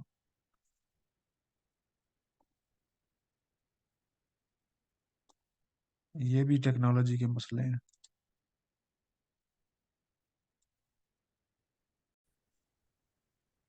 अच्छा, आपका क्वेश्चन ये है कि डेरिवेशन को कहाँ तक ले जाना है। मींस देखें, एक चीज तो मुझे पता है, मेरा गोल जो है ना वो था इलेक्ट्रिक फील्ड निकालना। अच्छा, एक शायद मैंने बात पहले नहीं की, अच्छा सवाल किया आपने। वो ये होती है कि ये सिर्फ फिजिक्स में नहीं है, शायद पूरी दुनिया में भी ये, हर सब्जेक्ट में ये कुलिया लग जाए जो मैं बात करने वाला। प्रॉब्लम सॉल्विंग किसे कहते हैं? जब हम कहते हैं कि हम प्रॉब्लम सॉल्विंग कर रहे हैं, तो इसका मतलब क्या होता है? प्रॉब्लम सॉल्विंग का मतलब होता है कि आपने अननाउन को निकालना है नाउन में से। ठीक है, कि आपको जो नाउन चीजें होती हैं, जिन चीजों का आपको पता होता है, उससे आपने एक ऐसी चीज निकालनी जिसका नहीं पता होता। तो इस प्रॉब्लम के अंदर जो जितनी चीजें आपको इस तस्वीर पे नजर आ रही हैं इलेक्ट्रिक फील्ड के अलावा, क्योंकि वो सिर्फ लाइनें हैं जो मैंने अपने पास से लगाई थी, प्रॉब्लम शुरू करने से पहले जो चीजें प्रॉब्लम के अंदर दी गई हैं they are known. The distance मुझे दिया गया है, वो मुझे नहीं निकालना पड़ेगा। क्यू मुझे दिया गया, नहीं निकालना पड़ेगा। जी मुझे दिया गया, नहीं निकालना पड़ेगा। थीटा ऑफ कोर्स मुझे मुझे नहीं चाहिए। तो आप देखें कि जो फाइनल रिजल्ट आया उसमें थीटा नहीं था। थीटा मैंने अलग बनाया था, लेकिन वो थीटा गायब हो गया। फाइनल रिजल्ट के अंदर ये भी गौर करें कि ये जो आर था ये भी फाइनल रिजल्ट के अंदर नहीं था, क्योंकि ये भी मैंने अपनी तरफ से लाइन लगाई थी और उसको नाम दिया था कोई। तो बेसिकली आपका प्रॉब्लम आपको बताता है कि आपको क्या आपने जो फाइनल रिजल्ट निकाला है उसमें सारे नाउन वेरिएबल्स आ गए हैं या नहीं आ गए। अगर उस वो सारे नाउन वेरिएबल्स में आ चुका है तो आपका प्रॉब्लम सॉल्व हो चुका है। अगर उसमें अगर एक भी अननोन वेरिएबल पड़ा हुआ है जिसको आपने नहीं निकाला, जो प्रॉब्लम में नहीं दिया गया था, तो इसका मतलब आपने प्रॉब्लम सॉल्व अभी तक नहीं किया। That's how we solve the problem. Basit साहब, आप जेडी जैक्सन की बात कर रहे हैं? अच्छा यार, हम बीएस के बच्चों के लेवल तक हैं भाई। जेडी जैक्सन तो बड़े बड़ों की नानी है। Okay, so let's move on. I think मैंने आपका जवाब दे दिया है अमीरा, या किसी और का कोई क्वेश्चन? नहीं तो फिर मैं इस प्रॉब्लम के बी पार्ट पे चलूंगा अब। सो बी पार्ट के अंदर सेम प्रॉब्लम है, बस ये है कि प्लस क्यू की जगह पे, जैसा कि आप देख भी रहे होंगे अपने जवाब के दौरान, मैंने माइनस क्यू कर दिया इसको। और जब आप इसको माइनस क्यू करेंगे तो आपको पता है इसकी जो इलेक्ट्रिक फील्ड लाइन है वो इनवर्ड चलेगी। तो यहाँ पे मैंने एरो की सिमत भी उलट कर दी है। सो बेसिकली अब क्या हो रहा है कि अब ये एरो जो है वो इस तरफ को जा रहा है, क्योंकि माइनस क्यू में इनवर्ड की तरफ होता है। बाकी सारा प्रॉब्लम वही रहेगा। ठीक है। तो अब क्या हो रहा है, थीटा भी आपका उधर ही मौजूद है। अब वो वाली बात दोबारा कि आपने पहले इलेक्ट्रिक फील्ड के कंपोनेंट बनाने हैं। तो मैं क्या कहता हूँ कि जी ये मेरा एक्स एक्सिस है and this one is my z axis, और ये मेरा इलेक्ट्रिक फील्ड है ऊपर की तरफ। चलिए मैं कलर चेंज कर लेता हूँ। इलेक्ट्रिक फील्ड वेक्टर जो है वो इस तरफ को है, दाएं वाला। ठीक है, बाएं का जो चार्ज जो इलेक्ट्रिक फील्ड निकाल रहा है। और एंगल दोबारा से गौर करें वो वर्टिकल के साथ है, हॉरिजॉन्टल के साथ नहीं है। तो इसका मतलब जो इस वाले ई का कंपोनेंट बनेगा that will be E sine theta, sorry ये होगा ई साइन थीटा, और ये जो कंपोनेंट बनेगा ये बनेगा ई कॉस थीटा। इसी तरह से आप देखेंगे एक इलेक्ट्रिक फील्ड इसी पॉइंट पी से, ठीक है ना, नीचे की तरफ जा रहा है, जो ये वाला इलेक्ट्रिक फील्ड है माइनस क्यू का। तो इसको भी मैं क्या करूंगा, मैं एक दूसरा कलर इस्तेमाल करके, तो ये वाला इलेक्ट्रिक फील्ड इस तरफ को जा रहा है इसी डायग्राम में। और अगेन मैंने इन वेक्टर्स की लेंथ बराबर रखनी है, क्योंकि दोनों चार्जेस बराबर हैं, डिस्टेंस बराबर है, सो मैग्नीट्यूड बराबर है, तो वेक्टर की लेंथ भी बराबर होगी। और इसके लिए भी क्या होगा कि आपके पास वही केस बनेगा, वर्टिकल के साथ आपका एंगल बनेगा, एंड देन इधर ही आपके पास इस, ये जो ग्रीन है, ग्रीन का मतलब है कि माइनस क्यू वाले चार्ज की मैं बात कर रहा हूँ। तो इसके भी वही कंपोनेंट बनेंगे ई साइन थीटा, लेकिन इसका जो दूसरा कंपोनेंट बनेगा वो नीचे की तरफ बनेगा, and that will be E cos theta. बनेगा वही, लेकिन सिर्फ सिमत उल्ट कर देनी है, क्योंकि क्यू माइनस क्यू हो गया। सो आपको पता है जब एक वेक्टर को माइनस कर दें तो वो अपोजिट हो जाता है उसके पास। तो अपोजिट होने का मतलब उसका कंपोनेंट अपोजिट हो गए। सो यहाँ पे अब आपको क्या नजर आ रहा है, अब आपको नजर आ रहा है कि ये जो कॉस थीटा वाले सॉरी कंपोनेंट्स हैं, दोनों चार्जेस के वो एक दूसरे के अपोजिट हैं और इक्वल हैं, so they will cancel each other. लेकिन जो साइन थीटा वाला एक्स कंपोनेंट एक्स एक्सिस की डायरेक्शन में या हॉरिजॉन्टल एक्सिस में है, they are not, they are adding each other. ठीक है ना। तो मैं ये अर्ज कर रहा हूँ कि यहाँ पे रेड भी इधर ही आ रहा है और ग्रीन भी उधर ही आ रहा है, तो वो दोनों ऐड हो जाएंगे। ठीक है। सो इस केस में सिर्फ और सिर्फ आपकी जो चीज चेंज हुई है वो ये है कि ये मैं कर रहा हूँ बी पार्ट, 2.2 प्रॉब्लम का बी पार्ट कर रहे हैं। So in this case easy cancel each other. ठीक है। और आपके पास जो नेट इलेक्ट्रिक फील्ड आ जाएगा, जिसको मैंने पहले भी लिखा था, आप हमेशा यूं ही स्टार्ट करेंगे, उसको ई एक्स एक्स लिखेंगे और ई जी जी लिखेंगे, जी हैट। और यहाँ पे कौन से वेक्टर, कौन से कंपोनेंट कैंसिल हो रहे हैं, जो अलोंग जी हैं, जो अलोंग जी हैं। सो अलोंग जी ये वाला कंपोनेंट कैंसिल हो जाएगा। सो इसका मतलब नेट इलेक्ट्रिक फील्ड जो है वो एक्स डायरेक्शन में अब आएगा। टोटल इलेक्ट्रिक फील्ड जो है वो सिर्फ एक्स डायरेक्शन में आएगा। और वो क्या होगा वो अब आपको पता है, वो मैं यहाँ पे लिख देता हूँ। वो होगा E is equal to E X की वैल्यू यहाँ पे लिखी हुई है, E sine theta, E sine theta 2 दफा है, तो ये आ जाएगा 2 E sine theta and then X hat. बाकी ई जो है वो आपका क्या आएगा, उसी तरह से आप करेंगे। ई आपका मैग्नीट्यूड होगा, that will be equal to 1/4 pi epsilon naught q over r square. और साइन थीटा जो है that will be equal to what, ये वाली ट्राइंगल मैं दोबारा बना देता हूँ आपको। ये वाला वेक्टर आपके पास आर है, और ये वाला आपके पास लाइन जी है, और ये वाली लाइन आपके पास क्या है, b/2 है। और यहाँ पे आपका एंगल जो है वो थीटा है। सो साइन थीटा क्या आएगा आपके पास, साइन थीटा होता है परपेंडिकुलर और hypotenuse, so this will B d/2r। ठीक है। और उसी तरह से आर भी जो है वो पाइथागोरस थ्योरम आपको बता रहा है कि r will be equal to, sorry, r will be equal to z square plus d²/4 square root. तो ये सारा कच्चा चट्टा जो है वो आप लिखें जी, उसके अंदर डालें, तो आपका जो रिजल्ट आएगा, नेट इलेक्ट्रिक फील्ड कह लें उसको,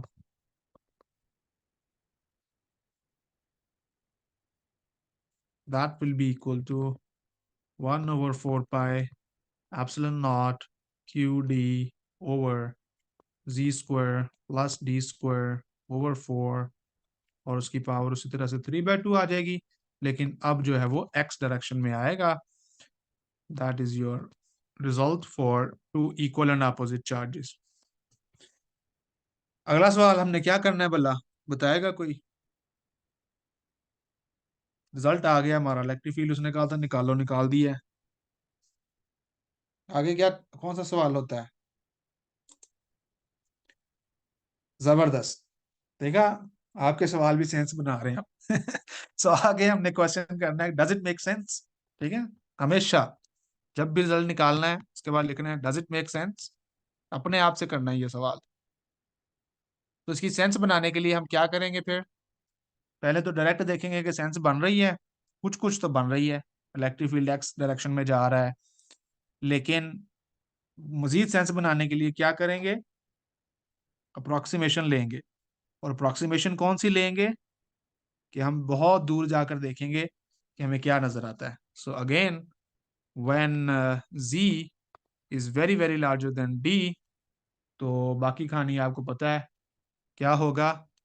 इलेक्ट्रिक फील्ड मैग्नीट्यूड में लिख रहा हूँ सिर्फ, that will be equal to 1/4 pi epsilon naught q d, और नीचे क्या आएगा?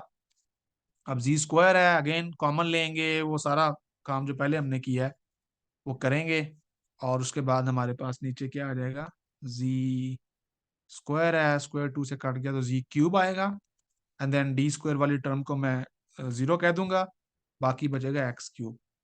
तो ये देखें, ये वही बात है जो मैंने थोड़ी देर पहले आपको बताई थी।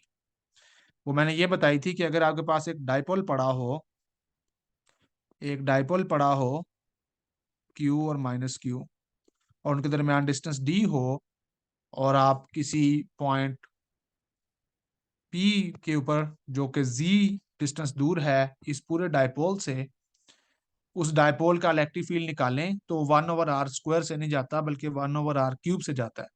तो ये देखें यहाँ पे r³ या z³ एक ही बात है, डिस्टेंस स्क्वायर होना चाहिए, सॉरी डिस्टेंस सेपरेशन होनी चाहिए between the source and the test charge. So it is behaving like 1/z³। और दूसरी चीज आपको एक और यहाँ पे नजर आ रही है, Q टाइम्स D। इसको क्या कहते हैं? अगर आपने फिजिक्स पढ़ी हुई है पहली, चार्ज को, two equal and opposite charges को अगर मल्टीप्लाई कर दें, one of the magnitude of the charge with the separation between the charges, तो ये QD क्या चीज होती है? QD, इसको समटाइम्स डायपोल मोमेंट। वंडरफुल, जिन लोगों ने सही जवाब दिया उन सब के लिए एक एक चॉकलेट। तो तो क्यू डी को आमतौर पे पी कहते हैं, and this P is not momentum, it's called dipole moment. So basically आपको ये पता चल रहा है कि एक डाइपोल का इलेक्ट्रिक फील्ड है, और हमें ये पता है कि डाइपोल का इलेक्ट्रिक फील्ड 1/डिस्टेंस क्यूब से वेरी करता है। तो हमारा क्वेश्चन था does it make sense? Yes it make sense. Why it make sense? क्योंकि जो हमारा स्टार्टिंग पॉइंट था उसमें हमने बेसिकली दो चार्जेस अपोजिट ही लिए थे लेकिन इक्वल लिए थे, और उनके दरमियान डिस्टेंस डी रखा था। सो हमें पहले से ही कुछ ना कुछ अंदाजा था कि हमारा क्या आंसर निकलेगा। ऑलराइट, सो यहाँ पे आपका एक प्रॉब्लम सॉल्व हो चुका है। इसके बाद कोशिश तो मेरी ये थी कि मैं बहुत सारे प्रॉब्लम्स करता, लेकिन हमारा टाइम जो है वो काफी हो चुका है। लेकिन इससे मिलते जुलते कुछ मैं प्रॉब्लम करूंगा। आज हमारा कुछ टाइम इंट्रोडक्शन में गया, और कुछ टाइम हमारा जो है वो कुछ थोड़ी सी थियरी की डिस्कशन में चला गया। ये जरूरी था क्योंकि अगले जितने भी लेक्चर होने हैं उनमें बार बार ये चीजें रिपीट होनी है, तो बेहतर होता है कि एक दफा आप इससे गुजर लें।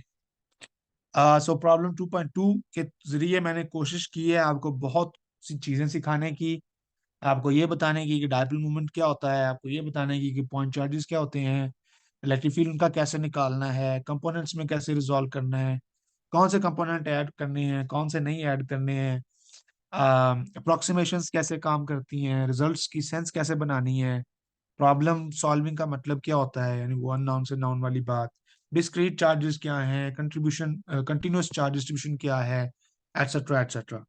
तो आई होप कि मैंने काफ़ी चीज़ें इसमें ऐसी डिस्कस कर ली हैं कि मुझे बार बार उनके ऊपर अब नहीं जाना पड़ेगा। प्लस आपके पास ग्रिफिथ की किताब है, आप उसको भी देख सकते हैं। तो यहीं तक जो है वो आज का हमारा लेक्चर होगा। किसी का कोई क्वेश्चन है तो वो आप मुझसे पूछ सकते हैं। सन्नान साहब कह रहे हैं कि इन्होंने 30 मिनट और लगाने हैं। भाई मेरा रिकॉर्ड है कि मैं 3 3 घंटे के लेक्चर देता हूँ, लेकिन मैं आप लोगों को भगाना नहीं चाहता। सो तो मैं चाहता हूँ कि आप लोग अगले हफ्ते भी आए। Problem 2.1 is homework. Yes, thank you Ayesha. जैसा कि मैंने जिक्र किया वो बहुत सादा सी बात है, वो सिर्फ ये चार्जेस का सम जो है सुपरपोजिशन प्रिंसिपल के ऊपर वो कुछ क्वेश्चंस हैं ग्रिफिथ के, वेरी इजी, वो आप कर सकते हैं। उसमें जो मेन बात है वो मैं आपको बता देता हूँ, जिससे आपको प्रॉब्लम 2.1 सॉल्व हो जाएगा। बेसिकली सिमेट्रिक और एसिमेट्रिक चार्ज डिस्ट्रीब्यूशंस की बात है, ठीक है। No worries, thank you. आप लोग आते रहें, बस आप लोगों का शुक्रिया। किसी का कोई क्वेश्चन है तो मुझे बता दें, तो फिर मैं इसको स्क्रीन को शेयर करना स्टॉप करूंगा। एक चीज और इसमें मैं डिस्कस कर सकता हूँ, विच इज, पता नहीं मैंने वो पॉइंट डिस्कस किया है पहले या नहीं। um, चलें मैं करता हूँ डिस्कस। वो एक और पॉइंट है, इंटरेस्टिंग पॉइंट है, मजा आएगा उसका भी आपको। डिस्कस कर लेता हूँ, सिर्फ 2 4 मिनट की बात होगी अगर आप लोग हैं मेरे साथ तो। um, चलें, ये एक इंटरेस्टिंग सवाल है, मतलब कोई इतनी मसला नहीं होगा। मैं आपको कहता हूँ कि फर्ज करें, पहली मेरी जो प्रॉब्लम आज हमने सॉल्व की है, दो तरह की है ना। एक में था आपके पास, प्रॉब्लम ये था कि आपके पास एक चार्ज प्लस क्यू है और दूसरा भी चार्ज प्लस क्यू है और उनके दरमियान डिस्टेंस डी है, और किसी खास फासले के ऊपर आपने उनका जो है वो निकालना है, इलेक्ट्रिक फील्ड निकालना है, राइट। और हमने वो निकाला, वो निकला हमारा 1/4 pi epsilon not, if I remember it correctly, 2Q over, ये मैं बात कर रहा हूँ फार फार जोन की, 2Q/Z, क्या था, Z², because this is just a point charge. तो ये एक रिजल्ट था, और Z हैट तो वहां पे है ही है, ठीक है। इन द, मतलब इसको बोलते हैं फार फील्ड लिमिट, मतलब आप बहुत बहुत दूर हैं सोर्सेज से। तो दूसरा जो प्रॉब्लम हमने किया है, इसी का जो मेरे ख्याल बी पार्ट था, that was +Q and -Q और अगेन डी। और फार फील्ड के अंदर आपको जो रिजल्ट मिला वो क्या था, चले मैं यहाँ पे छोटा सा फार लिख देता हूँ ताकि आपको बार बार ना बताना पड़े। फार, बहुत दूर जाके इसका इलेक्ट्रिक फील्ड एक डाइपोल जैसा लगता है, और उसकी जो वैल्यू आई थी अभी मैंने निकाली है, वो Z³ से वेरी करता है और मूवमेंट होगा और वो एक्स डायरेक्शन में जाएगा, राइट। सो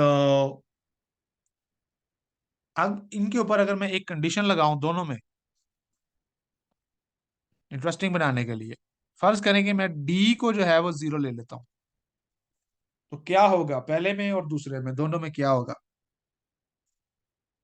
देखें, ज्योमेट्री एक जैसी है, डी डिस्टेंस दोनों में सेम था, सिर्फ चार्जेस की नेचर डिफरेंट थी। तो अगर मैं डिस्टेंस 0 ले लूं दोनों का, या 0 लेने की बजाय ज्यादा अच्छी बात जो मैथ वालों को पसंद है, वो अप्रोचेस टू 0 लेता हूँ। सो क्या आपको मिलता है रिजल्ट, पहले में क्या रिजल्ट मिलता है।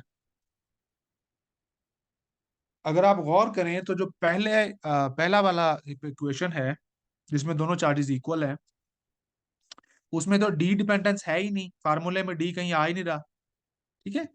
सो पहले वाला आपको क्या दे रहा है, 0, राइट।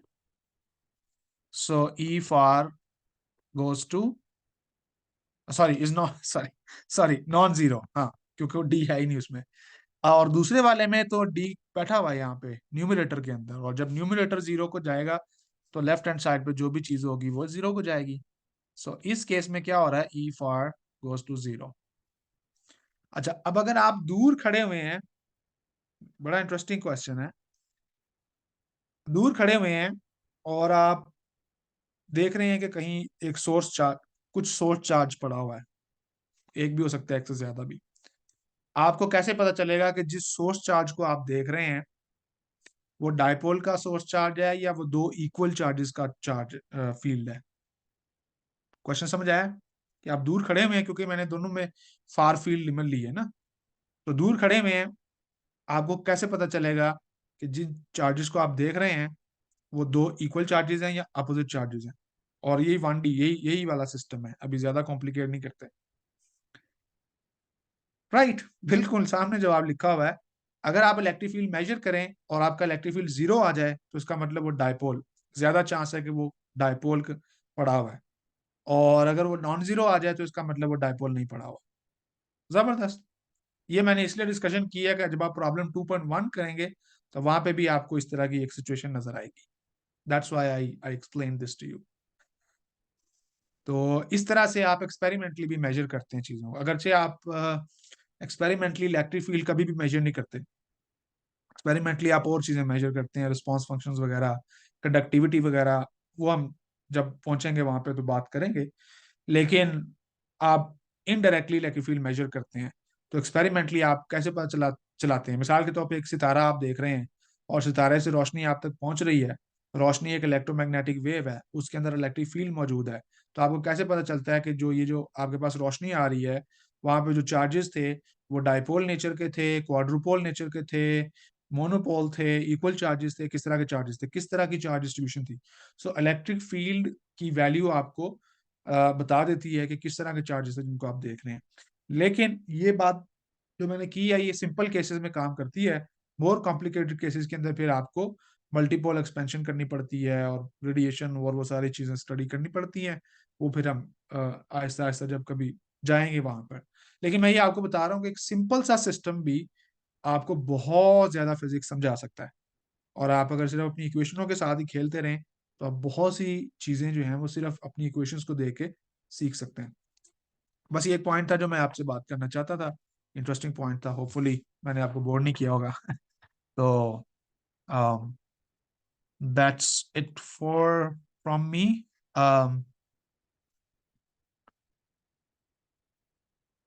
मोमेंट का अजहर जदी साहब का क्वेश्चन है, is there any analogy between dipole moment and the moment of a force? Question in context of moment in its name. मेरा ख्याल वो लफ्ज मोमेंट के ऊपर सवाल कर रहे हैं। हाँ, इसकी एक सेंस बनाई जा सकती है, बिकॉज डायपोल का एक एक्सिस होता है ना, तो एक्सिस के मानों में मोमेंट को लिया जा रहा है यहाँ पे। ऊपर वाले जो एग्जांपल है इसमें दो इक्वल चार्जेस हैं, आप देखें उसमें मैं कोई एक्सिस नहीं ड्रा कर सकता। लेकिन यहाँ पे मैं इलेक्ट्रिक फील्ड का एक्सिस, इलेक्ट्रिक फील्ड के लिहाज से एक्सिस ड्रा कर सकता हूँ। सो मैं प्लस क्यू से मुझे पता है इलेक्ट्रिक फील्ड निकलेगा, माइनस क्यू में जाएगा, तो मैं यहाँ पे एक डायरेक्शनैलिटी इसके अंदर डाल सकता हूँ। तो वो डायरेक्शनैलिटी जो है उसकी वजह से हम इसको मोमेंट कहते हैं। एंड देन ऑफ कोर्स इसका ताल्लुक टॉर्क के साथ है, बिकॉज जब आप इस डायपोल को एक एक्सटर्नल इलेक्ट्रिक फील्ड के अंदर रखते हैं तो उसके अंदर एक टॉर्क पैदा होता है, और वो टॉर्क जो है वो मूवमेंट ऑफ फोर्स है, तो इस वजह से भी इसका नाम डायपोल मूवमेंट रखा जाता है। अच्छा जी, और किसी का कोई सवाल?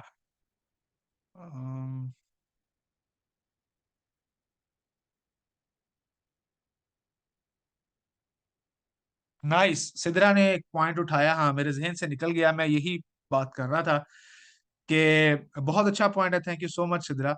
देखें, उन्होंने ये बात की है कि अगर आप गौर करें तो जो इक्वल पॉइंट चार्जेस का इलेक्ट्रिक फील्ड है, अ, वो जा रहा है जी स्क्वायर से, जी स्क्वायर से वी को होगा ना। लेकिन जो डायपोल का है वो जी क्यूब से जा रहा है, और हमें पता है जी क्यूब से वो ज्यादा जल्दी डिके करेगा। यही वजह है कि जब आप बहुत दूर जाते हैं तो डायपोल का इलेक्ट्रिक फील्ड वहां पे जीरो हो चुका होता है, लेकिन इक्वल चार्जेस का इलेक्ट्रिक फील्ड वहां पे जीरो नहीं होता। ये एक तरह की रीजनिंग आप कर सकते हैं कि चूंकि डायपोल का इलेक्ट्रिक फील्ड जल्दी खत्म होता है, because it goes like z cube as compare to two equal and equal charges, same charges. तो इस वजह से भी आप एक्सप्लेन कर सकते हैं, बिल्कुल ठीक है।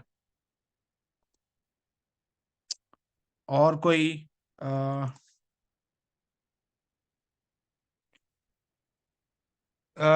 Read question 1। I think book के अंदर दिया होगा, मैं लेकिन पढ़ देता हूँ अगर आप कहते हैं तो। Where is question 1? मुझे असल में बुक में बैक एंड फोर्थ जाना पड़ता है। हाँ, इसके कोई 4 हिस्से हैं।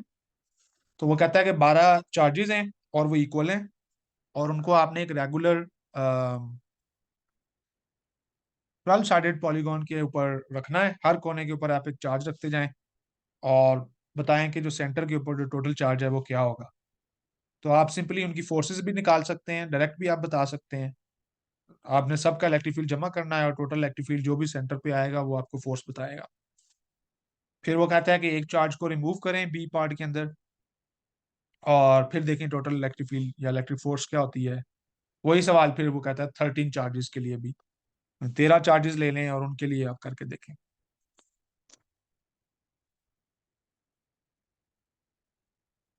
आयशा का कमेंट है, can we explain this point that for dipole E is zero in terms of divergence and convergence of field? I don't understand. अगर आप explain कर सकें क्या मतलब है यहाँ से? Because in both cases the electric field from a plus point charge will diverge when you will move away from it, right? So ये divergence and convergence of field lines की आप बात कर रहे हैं या डेल डॉट ई की बात कर रहे हैं? क्योंकि अभी मैंने उसके डिस्कशन नहीं की, तो मैं समझ नहीं पाया। फील्ड लाइंस, हाँ वो तो डाइवर्ज करेंगे ना। वो तो आप देखें, यहाँ पे बात ये है कि आपके पास कोई भी चार्ज डिस्ट्रीब्यूशन पड़ी हो, कोई भी, किसी तरह की भी, टू इक्वल चार्जेस हैं, नहीं इक्वल है, ये एक यूनिवर्सल फीचर है कि जब आप सोर्स से दूर जाएंगे तो आपका जो फील्ड है वो कमजोर होगा, या आपकी जो फोर्स है वो कमजोर होगी। ये है एक क्वालिटेटिव बात। क्वालिटेटिव का मतलब हम ये नहीं बात कर रहे कि कितनी कमजोर होगी, हम ये बात कर रहे हैं कि भाई कमजोर। तो डाइवर्जेंस तो उसने करनी ही करनी है, मतलब डाइवर्ज, तो डाइवर्जेंस का लफ्ज नहीं इस्तेमाल करना चाहिए, ये टर्मिनोलॉजी में थोड़ा फर्क है। डाइवर्ज का मतलब ये है कि लाइनें दूर दूर हो रही हैं, वो एक ज्योमेट्रिकल पिक्चर है इस उसूल को बताने की कि आपका जो फील्ड है वो सोर्स से दूर जाते वक्त कमजोर होगा। अब वो किस लिहाज से कमजोर होगा, यानी वो फासले की किस कुव्वत से कमजोर होगा, वो फिर आपका सिस्टम बताएगा। तो यही हमने यहाँ पे देखा कि अगर सिस्टम है दो बराबर मिकदार के चार्जेस, तो जो फील्ड की कमजोरी है वो जी स्क्वायर से होगी, और अगर अपोजिट चार्जेस हैं, डायपोल है, तो फिर वो कमजोरी जी क्यूब से होगी। तो कमजोरी तो उसकी होनी है, वो कमजोरी जो है वो डाइवर्जिंग इलेक्ट्रिक फील्ड की शक्ल में आप जाहिर कर रहे होते हैं। Z X and Z axis matter here. आपका सवाल है कि एक्स और जी एक्सिस मैटर करते हैं? दे डोंट मैटर, क्योंकि uh, अगर अगर तो आप ये कह रहे हैं कि उनका नाम मैटर करता है, तो ऑफ कोर्स वो नहीं मैटर करता कि आप जी को एक्स कह लें, एक्स को जी कह लें, उससे फर्क नहीं पड़ता। लेकिन आप अब ये एक सेंस से अच्छा सवाल भी बन सकता है। होता ये है कि लेबोरेटरी के अंदर आप अपना एक एक्सिस डिफाइन करते हैं। फर्ज करो कि जी मैंने जब हम एक्सपेरिमेंट कर रहे थे तो मैंने अपना एक्सिस जो है ना वो इस तरह डिफाइन किया हुआ था। स्क्रीन अभी भी नजर आ रही है आई थिंक आपको। तो ये मैंने डिफाइन किया हुआ था। अच्छा, मेरा जो दूसरा दोस्त है वो कर रहा है एक्सपेरिमेंट, और उसने क्या किया कि उसने जनाब अपना डिटेक्टर जो है ना, उसने देखा कि देखें फार्मूले में जी आ रहा है ना। पहले फार्मूले की बात कर रहा हूँ, ठीक है, मैं इस वाले की। तो उसने कहा कि जी मैं ऐसा करता हूँ कि जी जो है उसकी सिमत में एक डिटेक्टर रखता हूँ यहाँ पे। ठीक है, फर्ज करो मैं यहाँ पे एक डिटेक्टर रखता हूँ। ये मेरा डिटेक्टर है डी। और मैं मेजर करना चाह रहा हूँ ये इलेक्ट्रिक फील्ड, कि इलेक्ट्रिक फील्ड यहाँ पहुंचता है कि नहीं। ठीक है, अब आप मुझे ये बताएं कि क्या वो इलेक्ट्रिक फील्ड मेजर कर लेगा। फार्मूले फार्मूले को फॉलो कर रहा है वो, उसने फार्मूला देखा है, फार्मूले में आ रहा है कि जी इलेक्ट्रिक फील्ड की सिमत जो है ना, जिस सिमत में इलेक्ट्रिक फील्ड जा रहा है वो जी हैट है। तो उसने देखा अच्छा जी इधर लिखा हुआ है, तो उसने डिटेक्टर अपना वहां पे रख दिया। क्या वो मेजर कर पाएगा इस इलेक्ट्रिक फील्ड को? सुफियान कह रहे हैं कि वो कर पाएगा। क्यों कर पाएगा?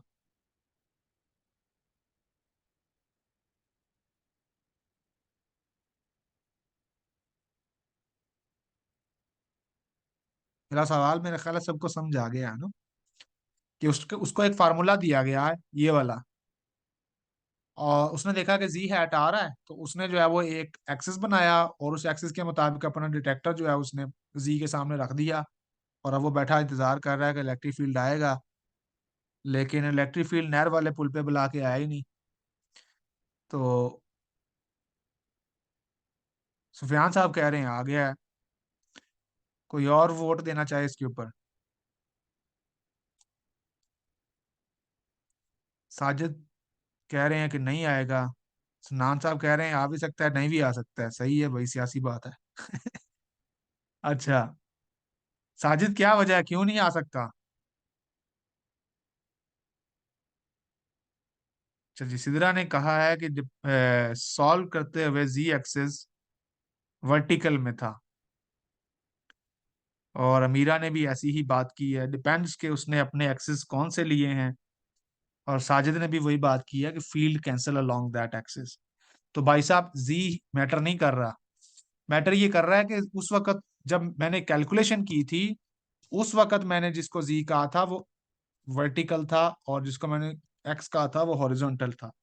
लेकिन मेरा दोस्त जो एक्सपेरिमेंट कर रहा है, उसने क्या किया, उसने वर्टिकल को एक्स कह दिया और हॉरिजॉन्टल को जी कह दिया। तो हाँ, अब यहाँ पे मैटर करेगा, क्योंकि इस अगर वो अपना एक्सिस चेंज नहीं करना चाहता, वो मतलब सख्त आदमी है, हैं? वो कहता है कि मैंने नहीं चेंज करना एक्सिस, तो मजबूरी में मुझे अपना एक्सिस जो है वो रोटेट करना पड़ेगा, सच दैट कि मैं एक्स को जी से चेंज करूं। तो फिर मेरे जी की जगह पे यहाँ एक्स आएगा। ठीक है, और फिर मेरे एक्स को देखते हुए वो अपना डिटेक्टर यहाँ पे रखेगा, और उसको इलेक्ट्रिक फील्ड मिल जाएगा।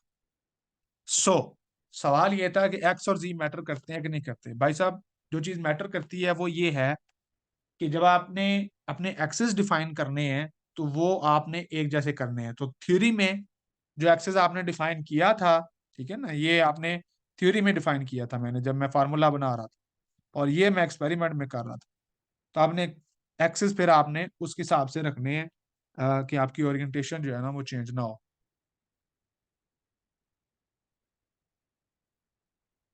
और किसी का कोई सवाल? बहुत अच्छा जवाब दिया, अब सबका बहुत शुक्रिया। बहुत से लोगों को ये बात समझ आ गई थी कि आपके जो एक्सेस हैं वो इस लिहाज से मैटर करते हैं कि कहाँ पे फील्ड एड अप हो रहे हैं और किस जानिब फील्ड एड अप नहीं हो रहे थे कंपोनेंट्स। और कोई सवाल? जहीम, आपने कोई सवाल देखा हो जो मैं छोड़ गया हूँ पीछे?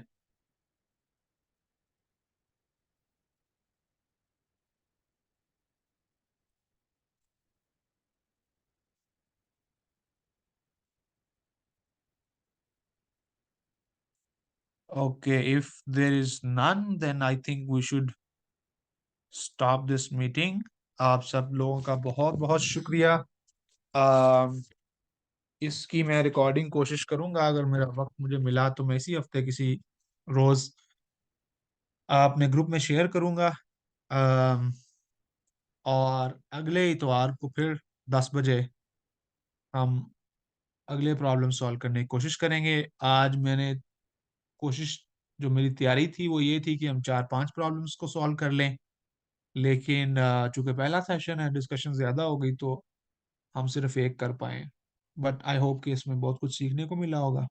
सो next time will try to pace up, ज़्यादा स्पीड पकड़ेंगे। जी, आप सबका शुक्रिया, थैंक यू सो मच।